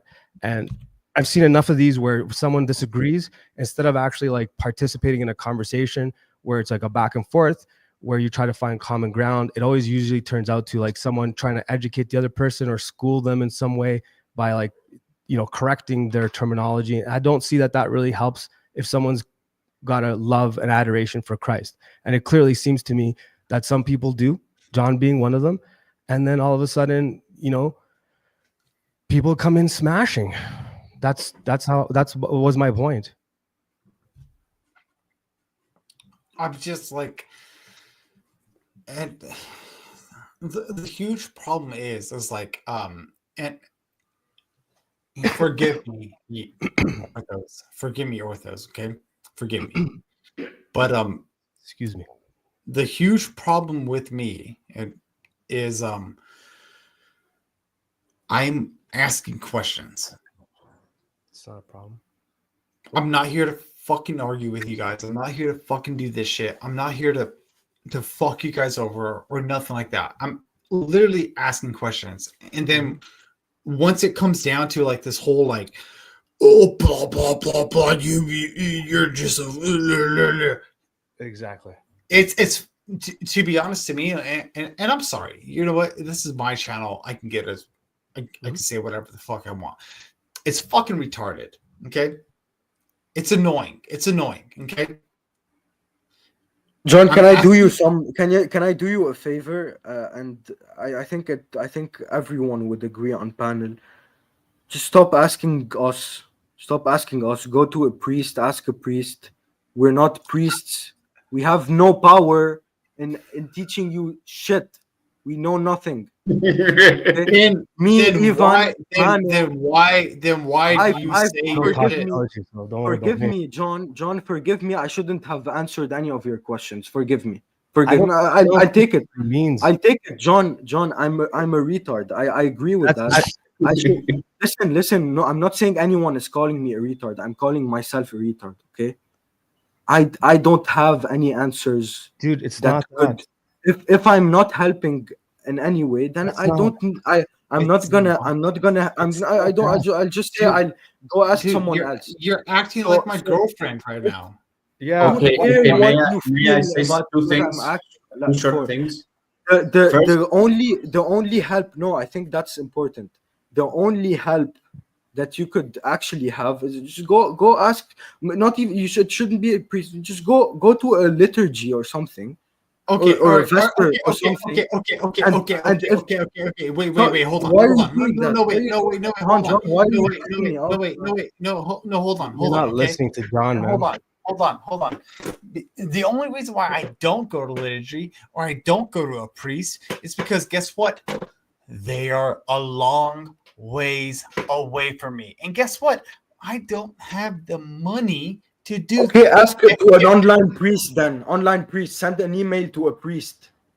Online. who? You can online. I don't know any Okay, priests. I'll send you mails. I'll send you emails and you can email them. Okay. Okay, Can we okay, do that? Nadim, Send you're you- right. Ivan, please. I'll send you. Okay, we'll.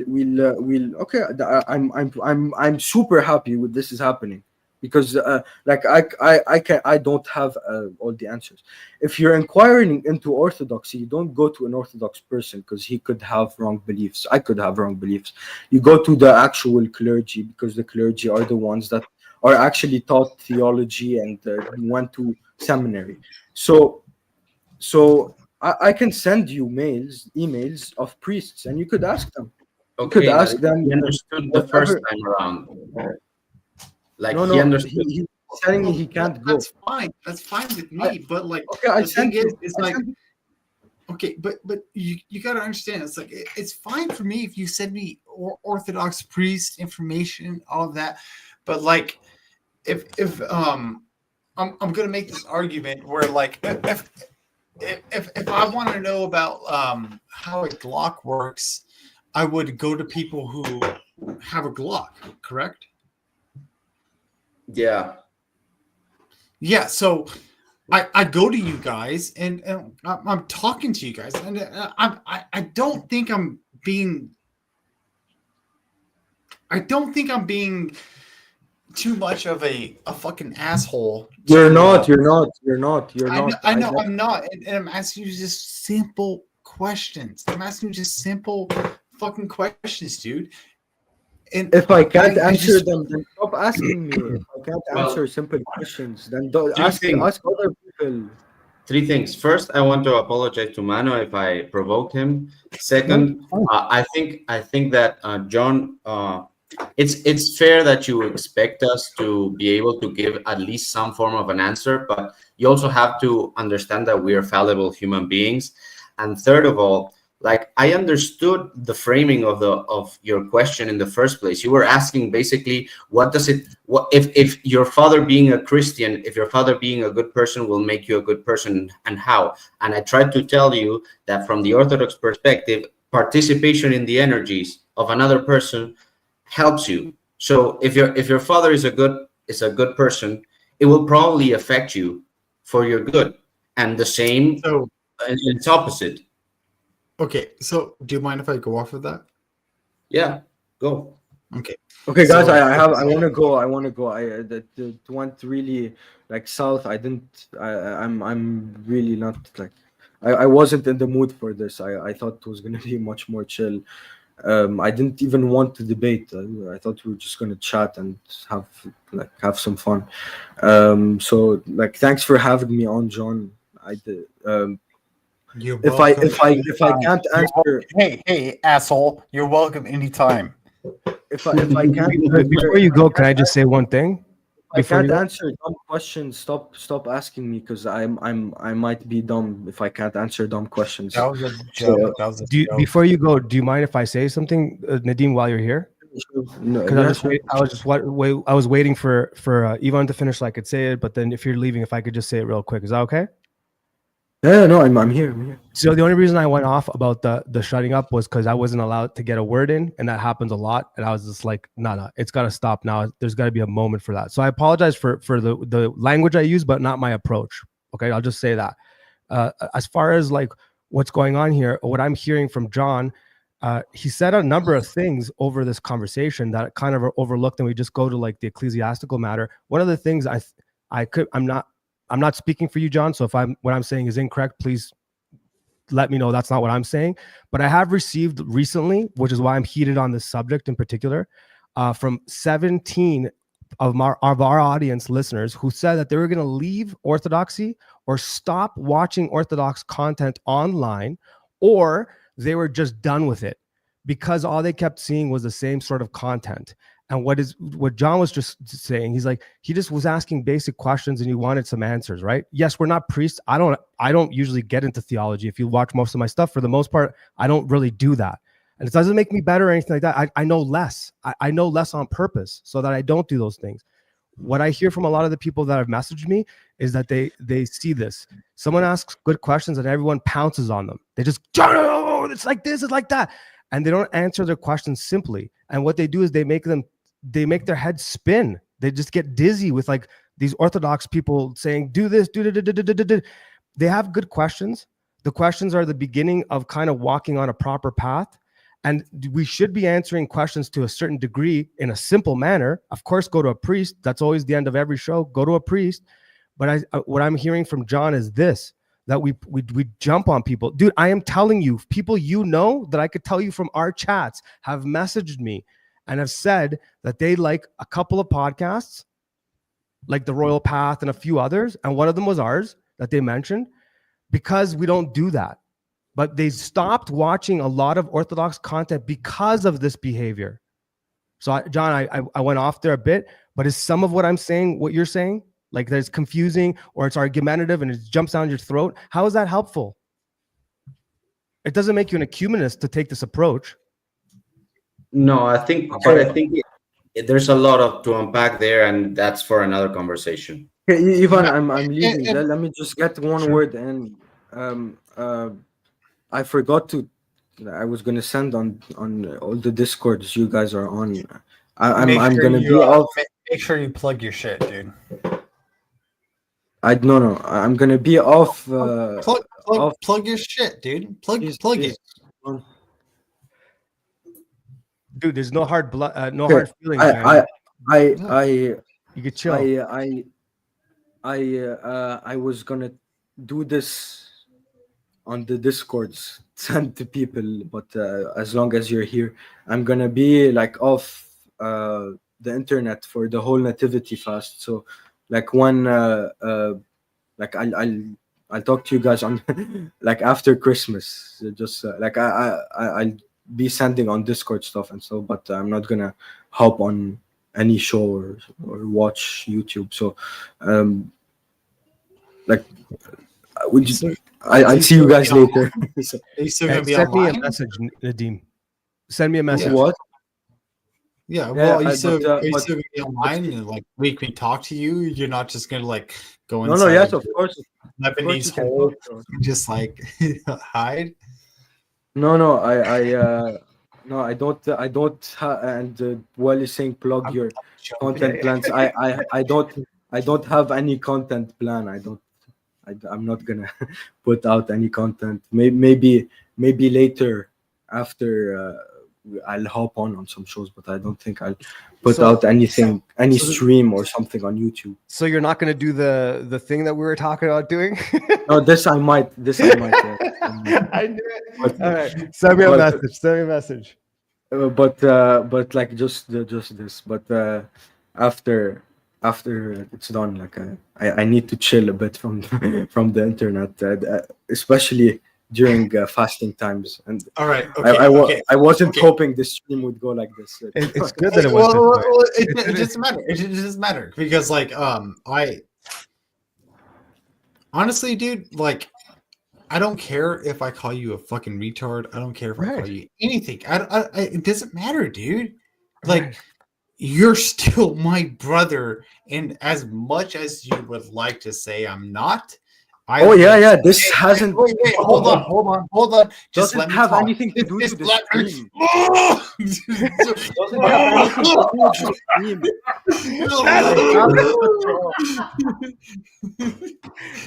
And it doesn't have to do anything with the stream. I was gonna do it anyway. Oh my god! I am your brother in Christ. More than I am your brother, I am your brother in Christ. Because who would you? John, can you let Nadim leave without imposing your beliefs on him? Okay, I love you, Nadim. Take care. I love you too, John. I can say that I love you. I can say that you're my brother. Mano, I love you. Ivan, I love you. Right back at you. If you guys want anything from me, you won't see me in no YouTube chat. You'll see me on Discord. or on some 80-year-old thing they call Telegram, just to see what the board no more stuff are going on. But bye, John. Bye. We'll miss you, Nadim. I'll see you in Discord. Bye. Adios, amigo. Bye, guys. Yeah. So, John, I wanted to say one thing, dude. Don't think that we think less of you just because we have a different religious perspective. That's not the way we're about it at all. And I get that it's important for you. I get that it's important for you to be able to be good. I get that it's important for you to be able to look at your ancestors, to look at your father and to say, he's good. And to say, hey, maybe they're saved. No, it's not important. Wait. No, that's not what I've been trying to ask this whole time, dude. That's not what I've been trying to ask. The question I've been trying to get to is that.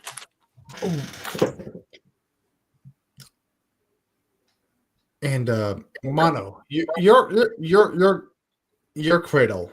So yeah. And I don't mean this by any offense to anybody, but once you become a cradle, and I use cradle, and like I said, don't mean no offense. Does that mean you're saved? No, but no Orthodox person will tell you that they're saved. Exactly.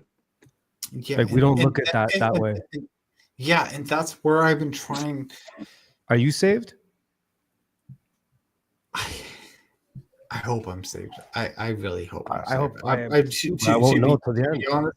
To be honest, like I've been struggling a lot lately. I've literally been struggling a lot because Me too. we're not going to go down that road, but I've been struggling a lot, and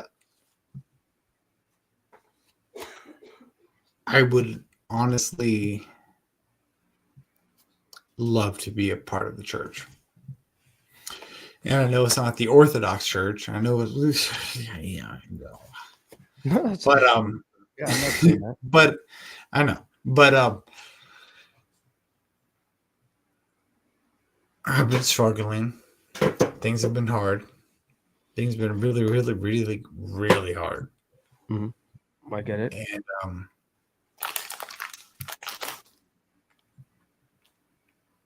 my question in reality was just like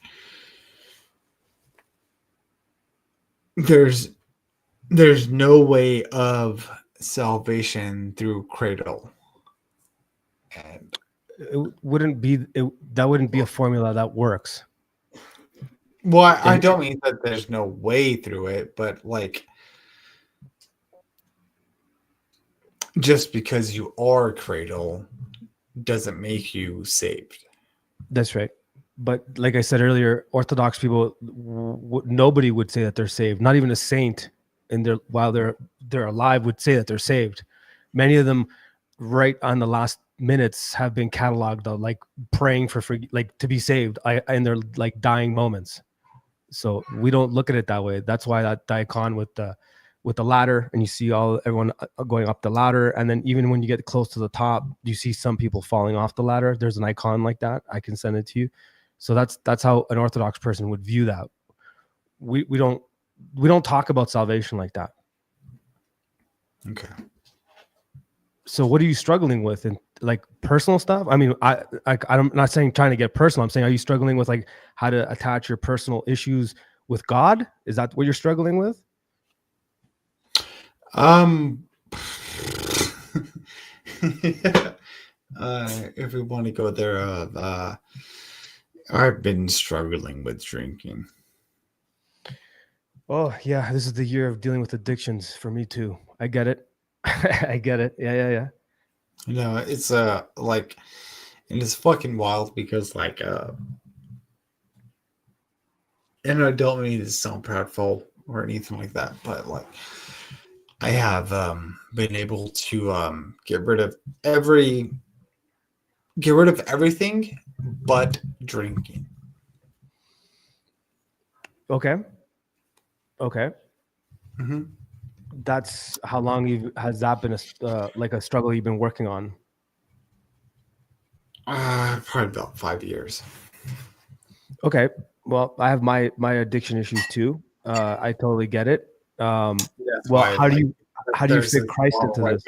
This is Paul right here. Well, how do you fit Christ into this equation?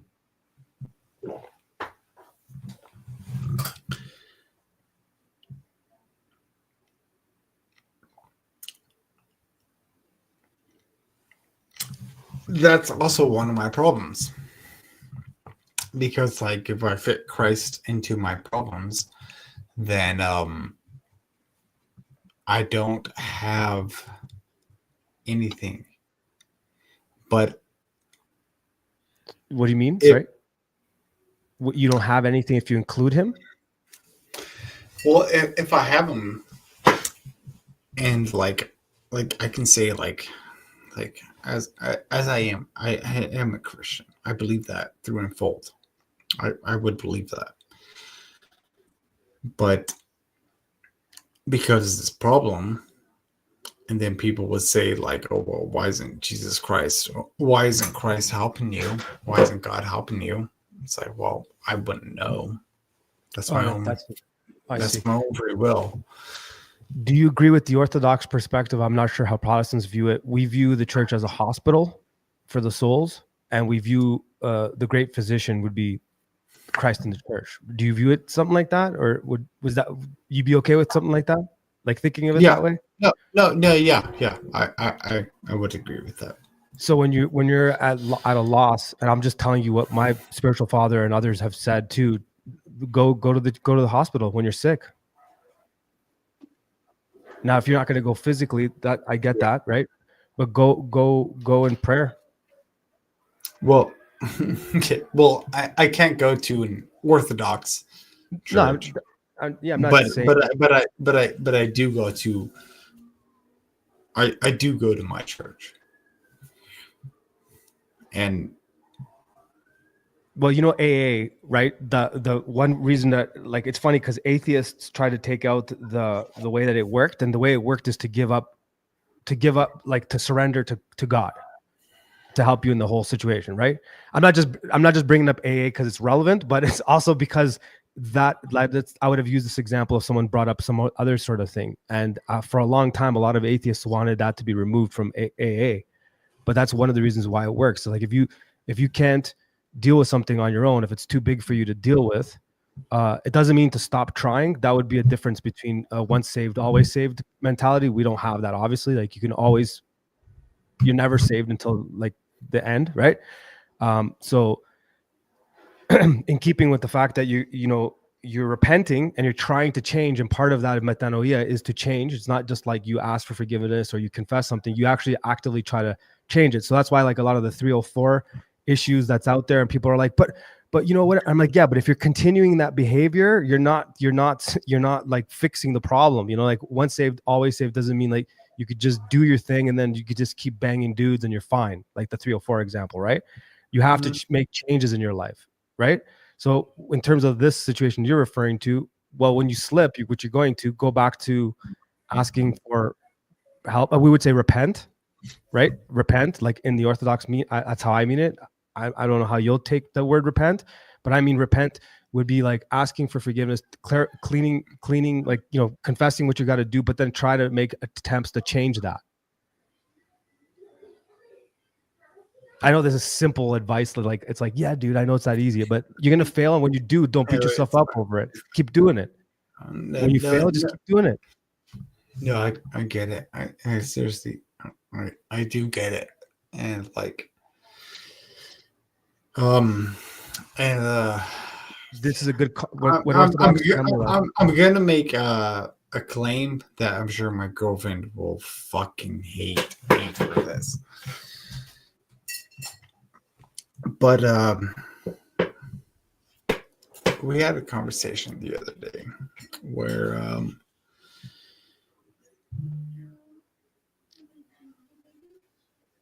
we agreed where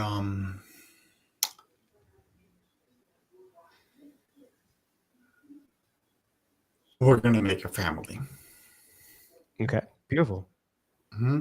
Yeah, we're gonna make a family. We want a family, and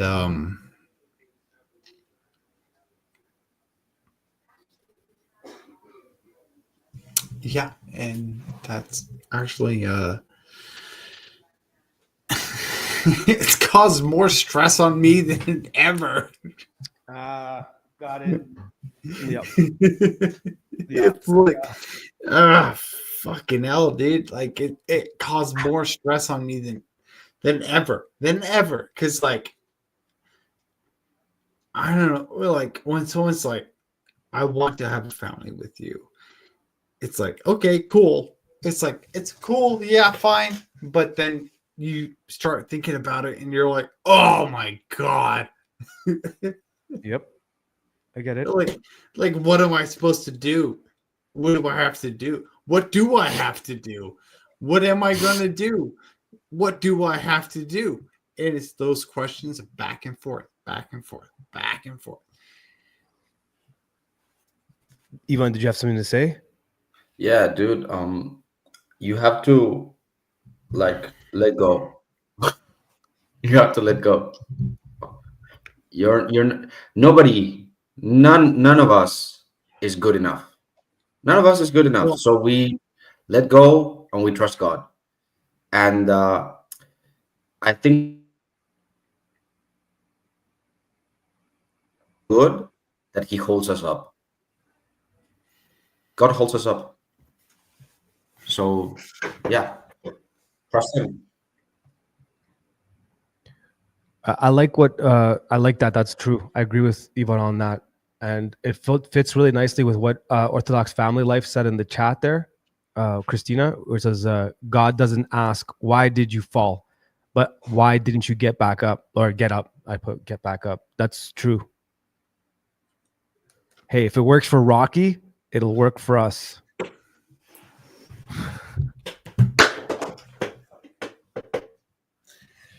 No, Mrs. Orthodox Family. No, yeah. No. Don't worry. Yeah. I'll get back up. Don't worry. It's For just, sure you will, man. yeah, I'm just sorry, I'm just beaten down right now. Okay. When did you have this conversation? Because I know, like, I get that. That starting to make a lot of sense. Some of the things you said today made a lot of sense after you said that. How long ago was that conversation?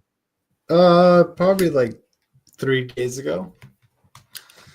Oh yeah. Yeah. So it's new.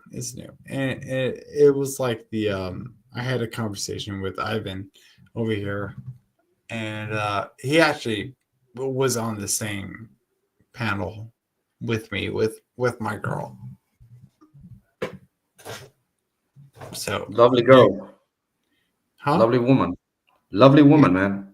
No, she is. No, I would do fucking everything for her. And that's not me being a simp. It's just No. I think that's what, as a man, I should do. Especially if I find the woman that I want to do that for. Mm-hmm. Like I would want to do everything I could for her. Is that what makes you? Is that what's making you feel anxious? I guess that like you just don't want to screw this up. You don't know what to do. You don't want to screw this up. That kind of thing. Yep. Yeah. Well, those are really normal things to think when you're a dude in that situation. 100%. I don't think I've met one guy that didn't feel like that. Usually that's what guys get anxious about, especially only if they care for the person that we're talking about, of course, right? Did you feel that when you want to marry your wife? Yeah, I still feel that. I still feel like because there's a lot of failure that has happened along the way, which I've been open about. I'm happy to do it again. But 100%, I still feel like that. I feel like that more now than I did then. I rather feel like the way I did, like how you feel, than how I feel now. It's scary. Scary. Well, the only issue I have is I'm not allowed to fix the situation, and the situation got to where it was because I wasn't in a good position to do things correctly. So that would be my only advice: is follow the biblical way of husband and wife. If you do that, you'll be fine. And you're supposed to feel anxious. You're supposed to feel nervous. You're supposed to feel like, what am I supposed to do? Because that's going to get you out of bed in the morning to make sure you get your ass to work and do what you got to do to take care of your family and stuff like that. That's going to keep you on the track, right? That emotion that you have, as long as you're moving in a forward way, in a way with God, of course, then that emotion is there to keep you on track, so that you don't take that day off, so that your family knows that they could depend on you, so that you know that you can set up your wife in a great situation, and then the rest of your family that comes along with it. So that feeling that you're referring to is there on purpose to keep you from, falling off, right? So even today, you're sitting here drinking and you're doing this thing and you're going to beat yourself up about it, right? And that's cool. Like, don't do that as best as you can. And you're going to wake up in the morning, and what's going to get you to stop is that exact emotion and that anxiety you're feeling. Like, you want to take care of this woman? Well, then you know what you got to do. And next time you get drunk, because it's going to happen, you're going to think the same thing. That's there on purpose to keep you on track.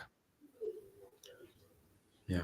And also, Christina from Orthodox Family Life said something fantastic, which is, I felt like that. I came from a messed up family and had no idea how to raise kids. I was terrified, but they all turned out better than I could have imagined.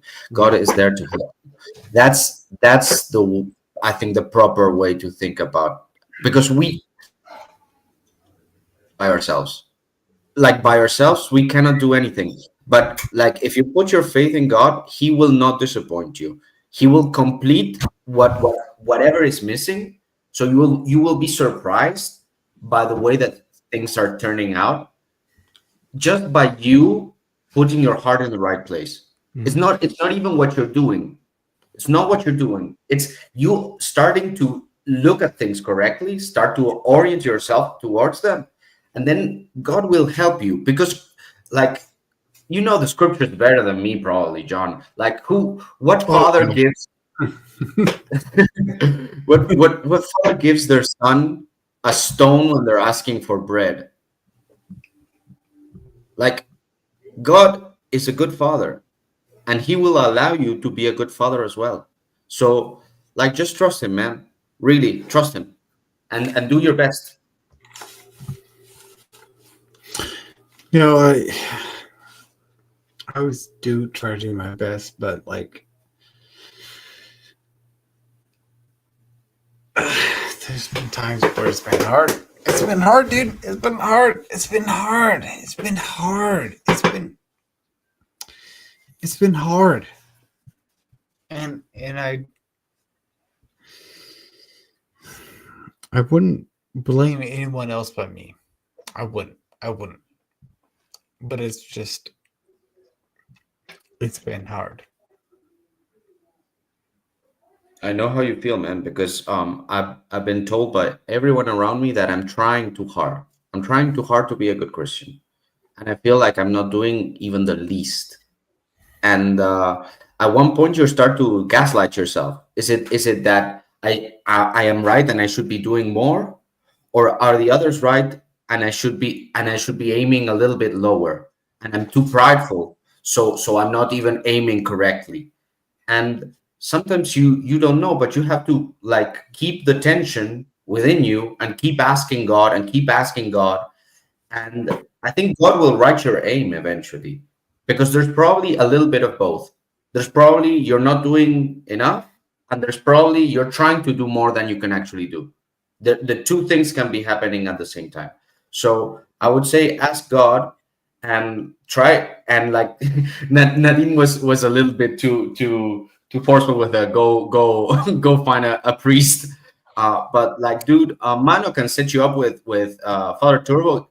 I've interacted with Father Turbo. Like, he responded my emails, and always fantastic spiritual advice. So like, dude, just shoot him a message and like, see what, like pray that God answers your replies. So okay, that's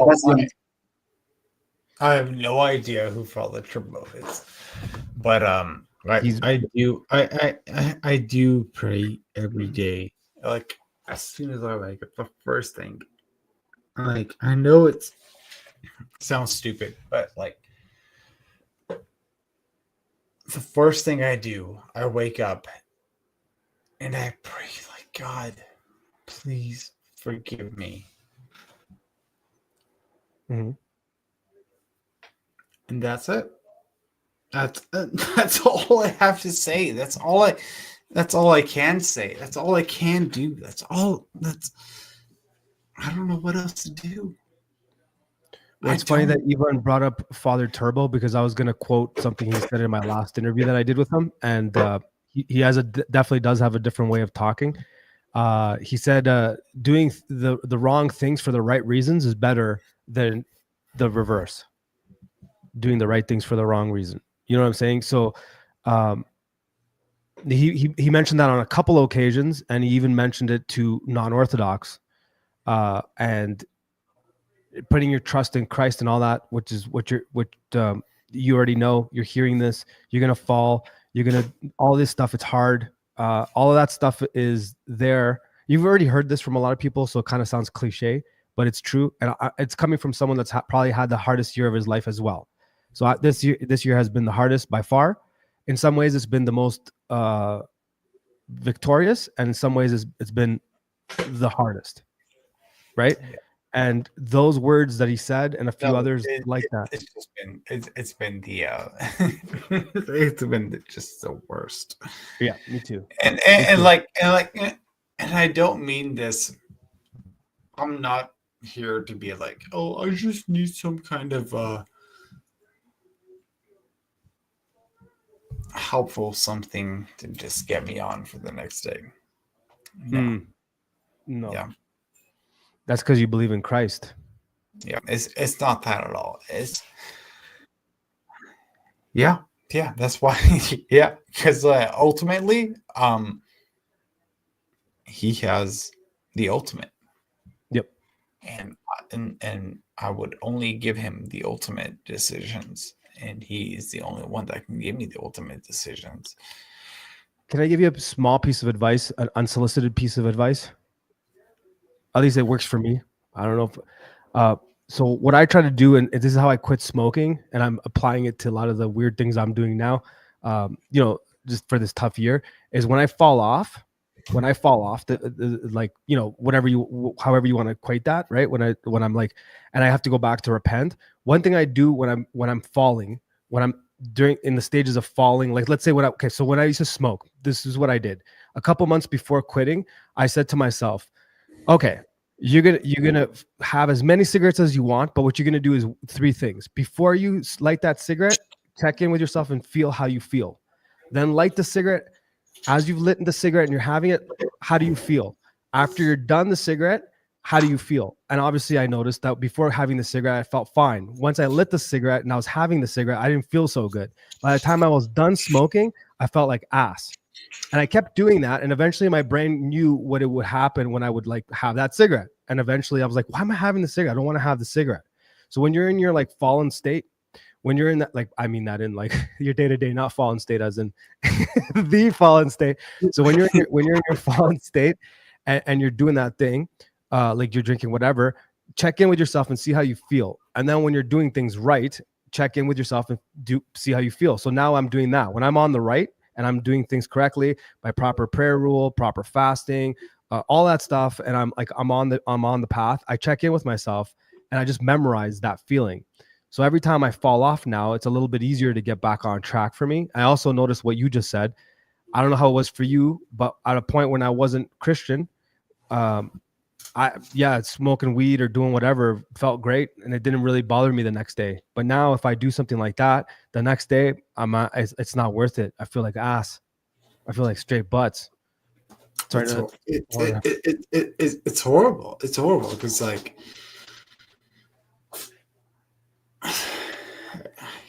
I don't know how to like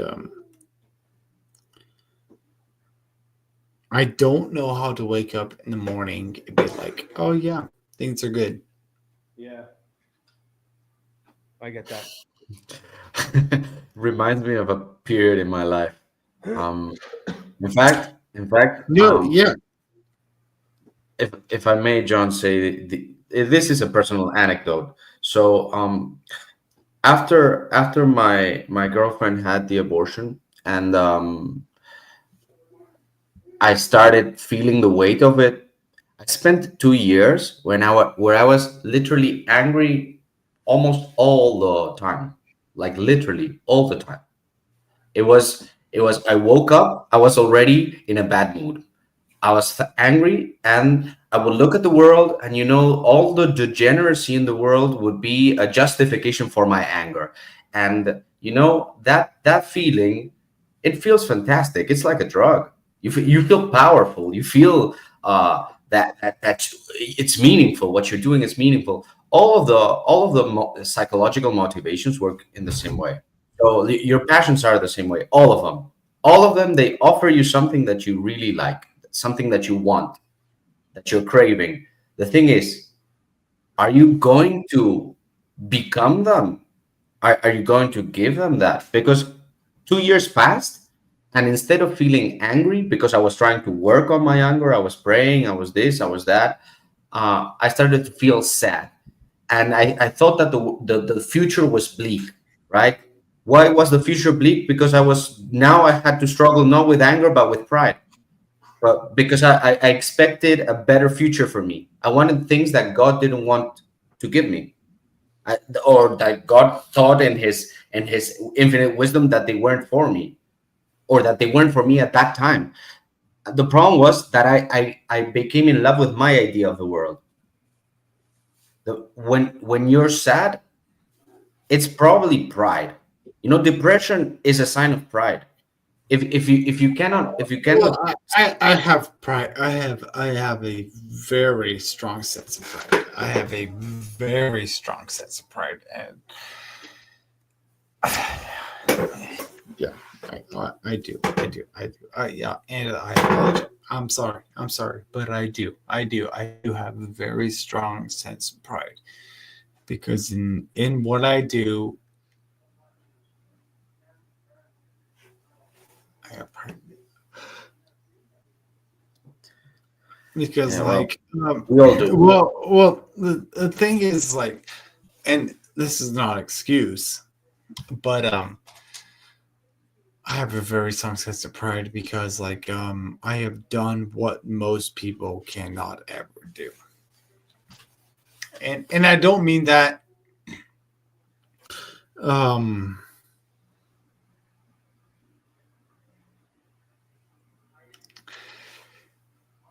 I'm an athlete, okay. Mhm. So that's what I've been my whole life. So What sport? Didn't know that. I played baseball in college. I played baseball in minor league. I played football. I did track. I've just been all around, just athlete all around. But yeah, that was my pride in me, and You know that God doesn't care about what we do in terms of like the success, the worldly success that we might achieve. There was a monk that like did a lot of icons, and then he had a near death experience, and he saw the Mother of God, and the Mother of God told him, "No, dude, this is not what this is not what God wants from you. Like, yes, the icons are beautiful, but God wants your heart, man." Yep. Yep. well, yeah, but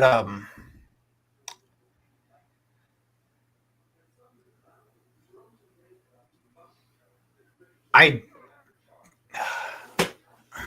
and I don't mean this to sound bad, but like I was that. I literally was that person to be like, oh, I'm the best there ever was. I was that. Yeah, man, but yeah, Yeah, not like now. it's like and you couldn't even you couldn't do anything against it. Yeah, it was just me. Like yeah, I'm stronger. I'm bigger. I'm bigger. I'm better. I can do everything. Mhm. That was it. That was it. And I was like, yeah. Do you think that Christ, John? Do you think that Christ couldn't have like got down from the cross if he wanted to? No, I think he could. Yeah. And why did he let himself be crucified? For our salvation. Yeah. Yeah. Mm-hmm. And why do we have to accept like the fact that I don't know children have cancer? I would say because it was willed upon it. Yeah, but what I mean is like we all get cancer eventually in some form or another. We all die. We all there is a cross, and if you're winning all the time, there's no cross, man. No, yeah, no, yeah, I get it. But yeah, no, Dude, I get. do you think that maybe Christ wanted you to get injured, perhaps for you to know him? Because Yeah, you know all the saints that I've read, like they've had such tough lives, but they embraced all of the hardships. So and I tell you my own experience, I'm a little bitch, and I have one small little hardship and I'm already complaining like a bitch. I'm trying not to. I'm trying not to because I'm looking to the saints and to their strength. But you know, from the eyes of the world, the saints were losers, you know, from the eyes of the world. So who am I going to choose? Am I going to choose the worldly criteria of success, or am I going to follow the saints who are like frail old men, half starving sometimes with chronic illnesses, you know, barely making it together, physically, but spiritually champions. I want to follow the champions, man, not the worldly kings. no, I would say that my injuries, were through God's plan.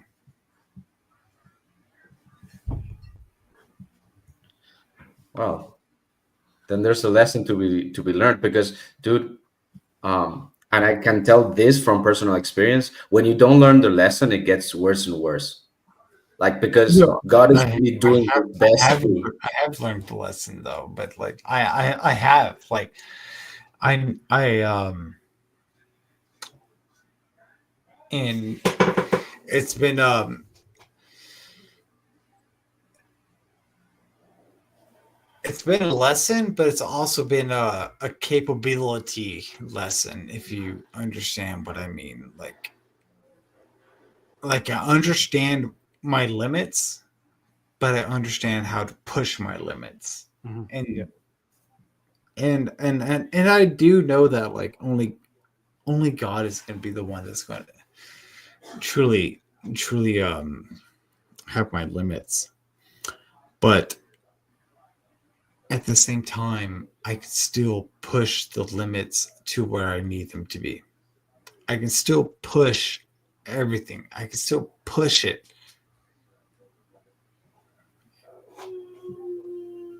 Okay, Mano. That makes a lot of sense there. The understanding your limits and then understanding that point of stress, because the greatest things occur from the right amount of stress, the right amount of learning. But when it's not too much and it doesn't break you, if it's too much stress and it breaks you, it'll take you down. If you're not stressed enough, you're not going to achieve any goals. So understanding that process is definitely key. But dude, I gotta get going in a bit, so I just wanted to say a few things though. But this has been a tough year for a lot of people. I know that from like the messages I get. So it's not just you. I'm not making it about the year. Everyone has a tough time in their life and hardships and stuff like that. A lot of the things that Ivan said, I agree with think that's good advice, and a lot of the things said in the chat were really, really helpful for myself too. I'm not necessarily going through the best of times right now currently. Yeah, So I'm sorry, people in the chat. I haven't seen. I'm sorry. No, there was just some beautiful stuff. Well, we mentioned most of the stuff that were key, but the thing is,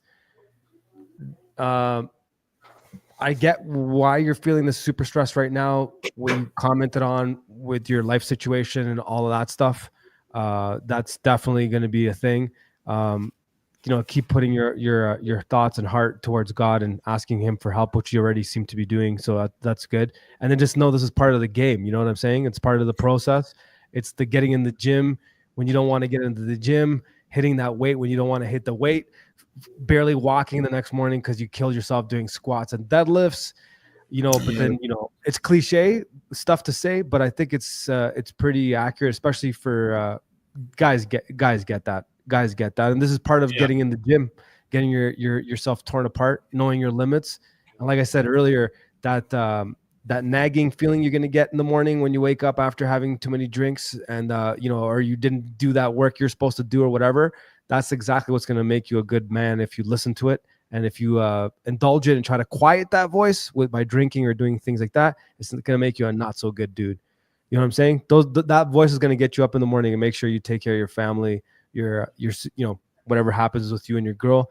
May it be blessed, as that moves forward and you guys create a family, that'll make you like strong like that. That'll keep you in check. You know what I'm saying? It's God letting you know, hey, bud, get up, do your thing. No, yeah, that's like, and I'll leave it with this. I haven't heard anything so steadily that put me in check since then. When a woman is like, I want the rest of my future with you. Mm-hmm. He's just like, okay,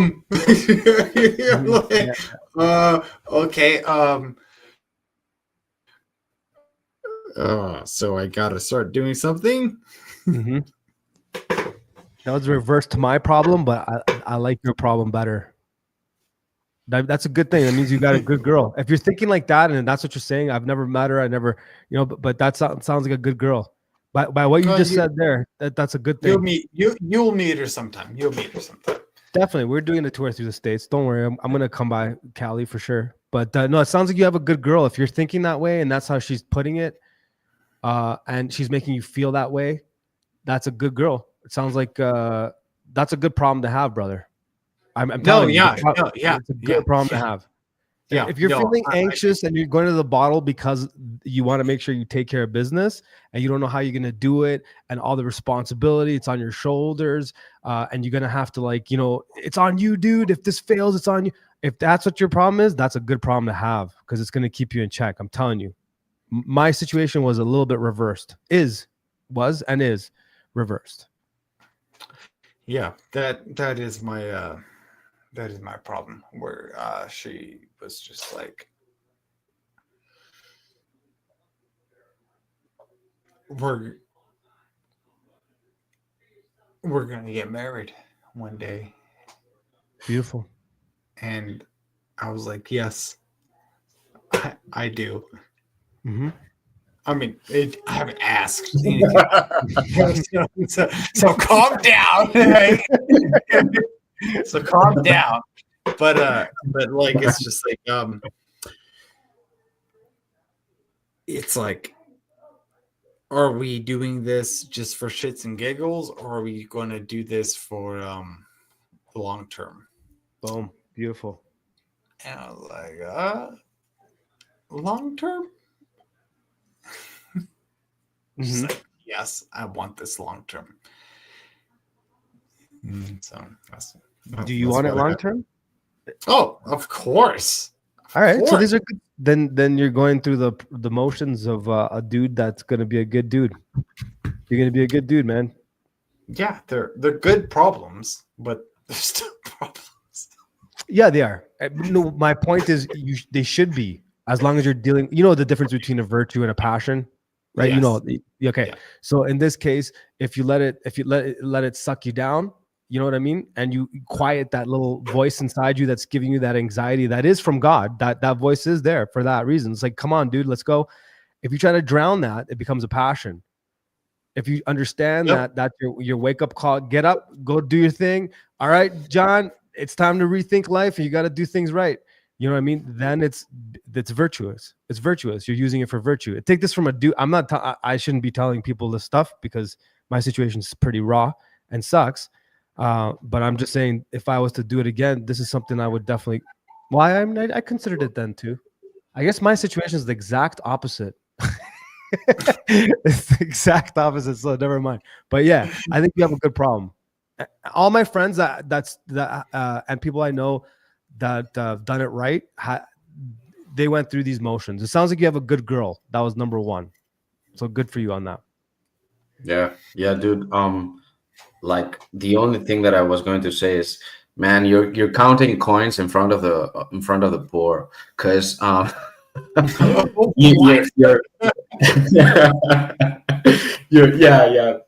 gonna do fine, man. You're gonna do fine. For sure. I hope so. I fucking hope so. Oh, for sure. Listen, guys, I gotta get going. Before I go, Ivan, no, we're good, dude. If there's no bad blood on my end. That's how guys deal with stuff. I'm good with it. Just throwing it out there. So just wanted to get it out of the way. We're good on my end. We're good. Yeah, we're definitely good, man. Okay, cool. All right, Can we get to Ivan? Ivan, we get to? What? Yeah, we go, man. I'll still come over tomorrow night. Okay, so don't worry. Get the Nintendo ready. All right, gentlemen. Have yourselves a good night. Anyone in the chat? It's a Big Bird. Hey, good night, Manu. Manu, thank you for coming. Thank you. No, thanks for having me. I'm gonna be having probably doing a combo with the Mano tomorrow. So if anyone wants to jump on, check us out. We'll be posting it tomorrow. Adios, guys. I'll be there. Bye. Take care. Have a good night. Good night. So, John, I think we've chewed your ear long enough, right? Wait, what? we've talked to you long enough, right? Like, you're tired of us already. No, I'm not tired of you guys. I'm honestly tired. I've been fucking doing shit all day. So, but no, keep going. I'm down. No. The only thing that I wanted to add to all of this, man, I do struggle with let's say, feeling inadequate. The kind of deal. My personal deal was like from a very young age, I felt pressured to perform, to be better than I actually was. And it had a good aspect and a bad aspect. The good aspect is it honed me. It made me like super sharp in certain areas, because it's like training, it's like if you're training super hard, at first it's going to be tough, but then you're going to get better. But the problem with it was that when those skills, they didn't translate to every area. So I had like huge expectations for me to be great at everything when that wasn't possible. That wasn't realistic. So what I wanted to say is, man, it's fantastic that you are or were a great athlete. But we all start from zero at different areas, right? Sometimes we get a little bit of a boost because sometimes things are related or whatever, but we have to always come to new things as neophytes, as people who don't know what they're doing. And that humbling experience is super necessary, because if you forget what it's like to be like a child, if you forget what it's like to be humble and to simply like give to God everything, then you're going to start replacing God with yourself. You're going to start replacing God with your own perspective on things. You're going to start replacing God with, I don't need to hear from, this or that or whatever, because I already know it. And sometimes it's true. Sometimes you do know it. But if you take that perspective all the time, it's like there will come a point where you fail. At some point you will fail, because like you're limited, and you will run out of like ground, and you will hit your head face down on the pavement, and it's gonna be awful. And what I wanted to say in regards to this is like, it's good that you know what it's like to be to be important, or to have things come easy for you, or to feel yourself like fulfilled and like and in plenitude, you know, like when you're in your sauce, when you're in your like your groove. But the thing is, life is not about that groove. That's the afterlife. That groove, that you being in the zone, that's the afterlife. In this life, what we need to do is to learn how to not be in the groove. Because, you know, man, you're not going to be able to love the other person if you're thinking about keeping a standard that is man-made. Like you were talking about like idolatry before, and it's like you you need to be able to betray yourself in the name of God. And betray yourself means, it doesn't mean like you're going to be a cuck. It means you have to let go of what you think, of all of your expectations, and offer that to God. And what's amazing, at least and it's true. Go ahead, John. I actually did that the other day. It was the craziest thing I ever experienced. Like I did disregard everything that I was capable of. Everything I was capable of, disregard it.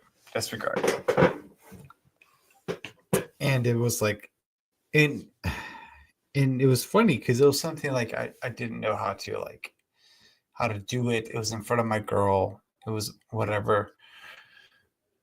But this guy's just like, you're a pussy.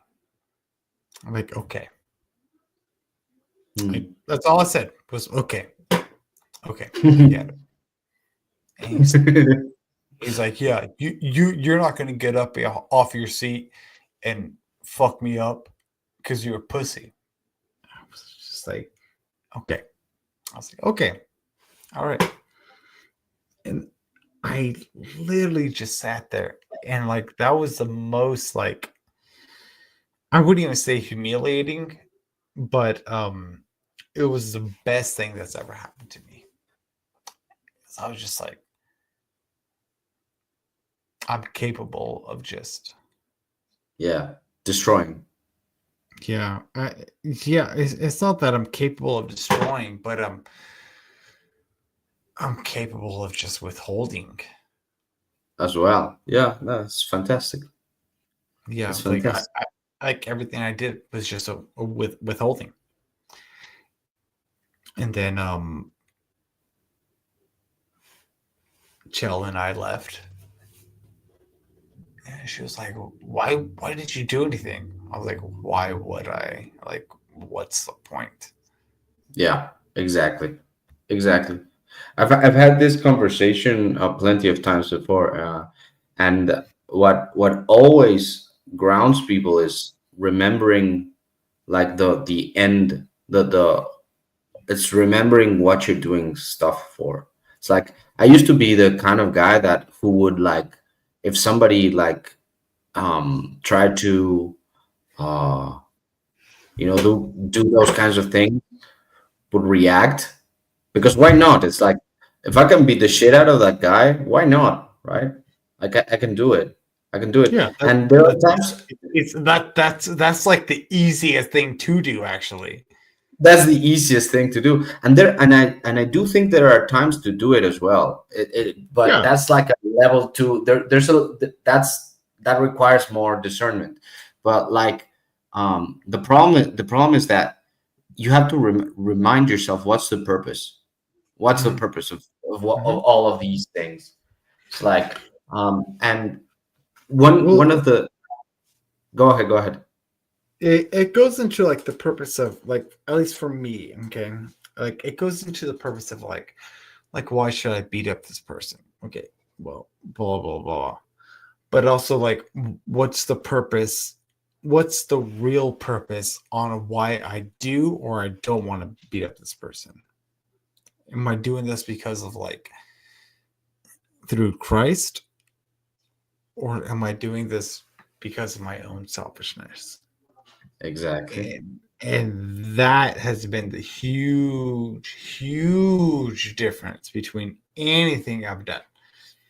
Because it's like, is it through what I want it, or is it through what Christ wants it? Mm-hmm. Completely agreed. Completely agreed.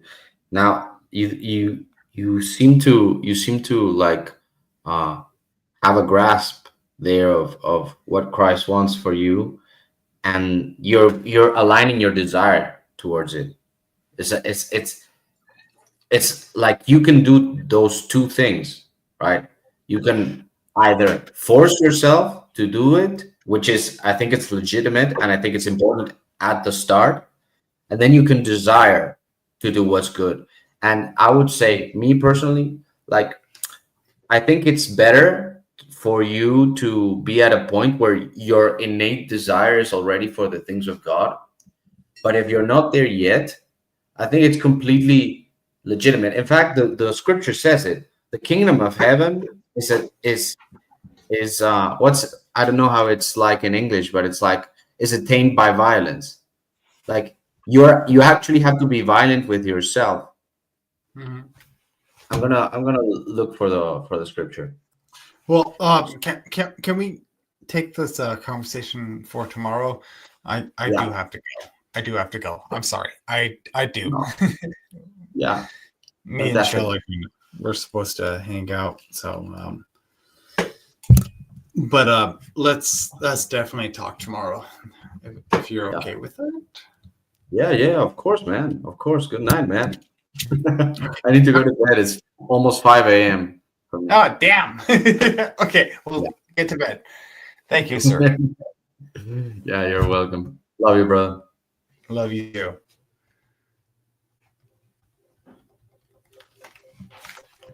Come on, why aren't you trying to cancel? Come on, turn off.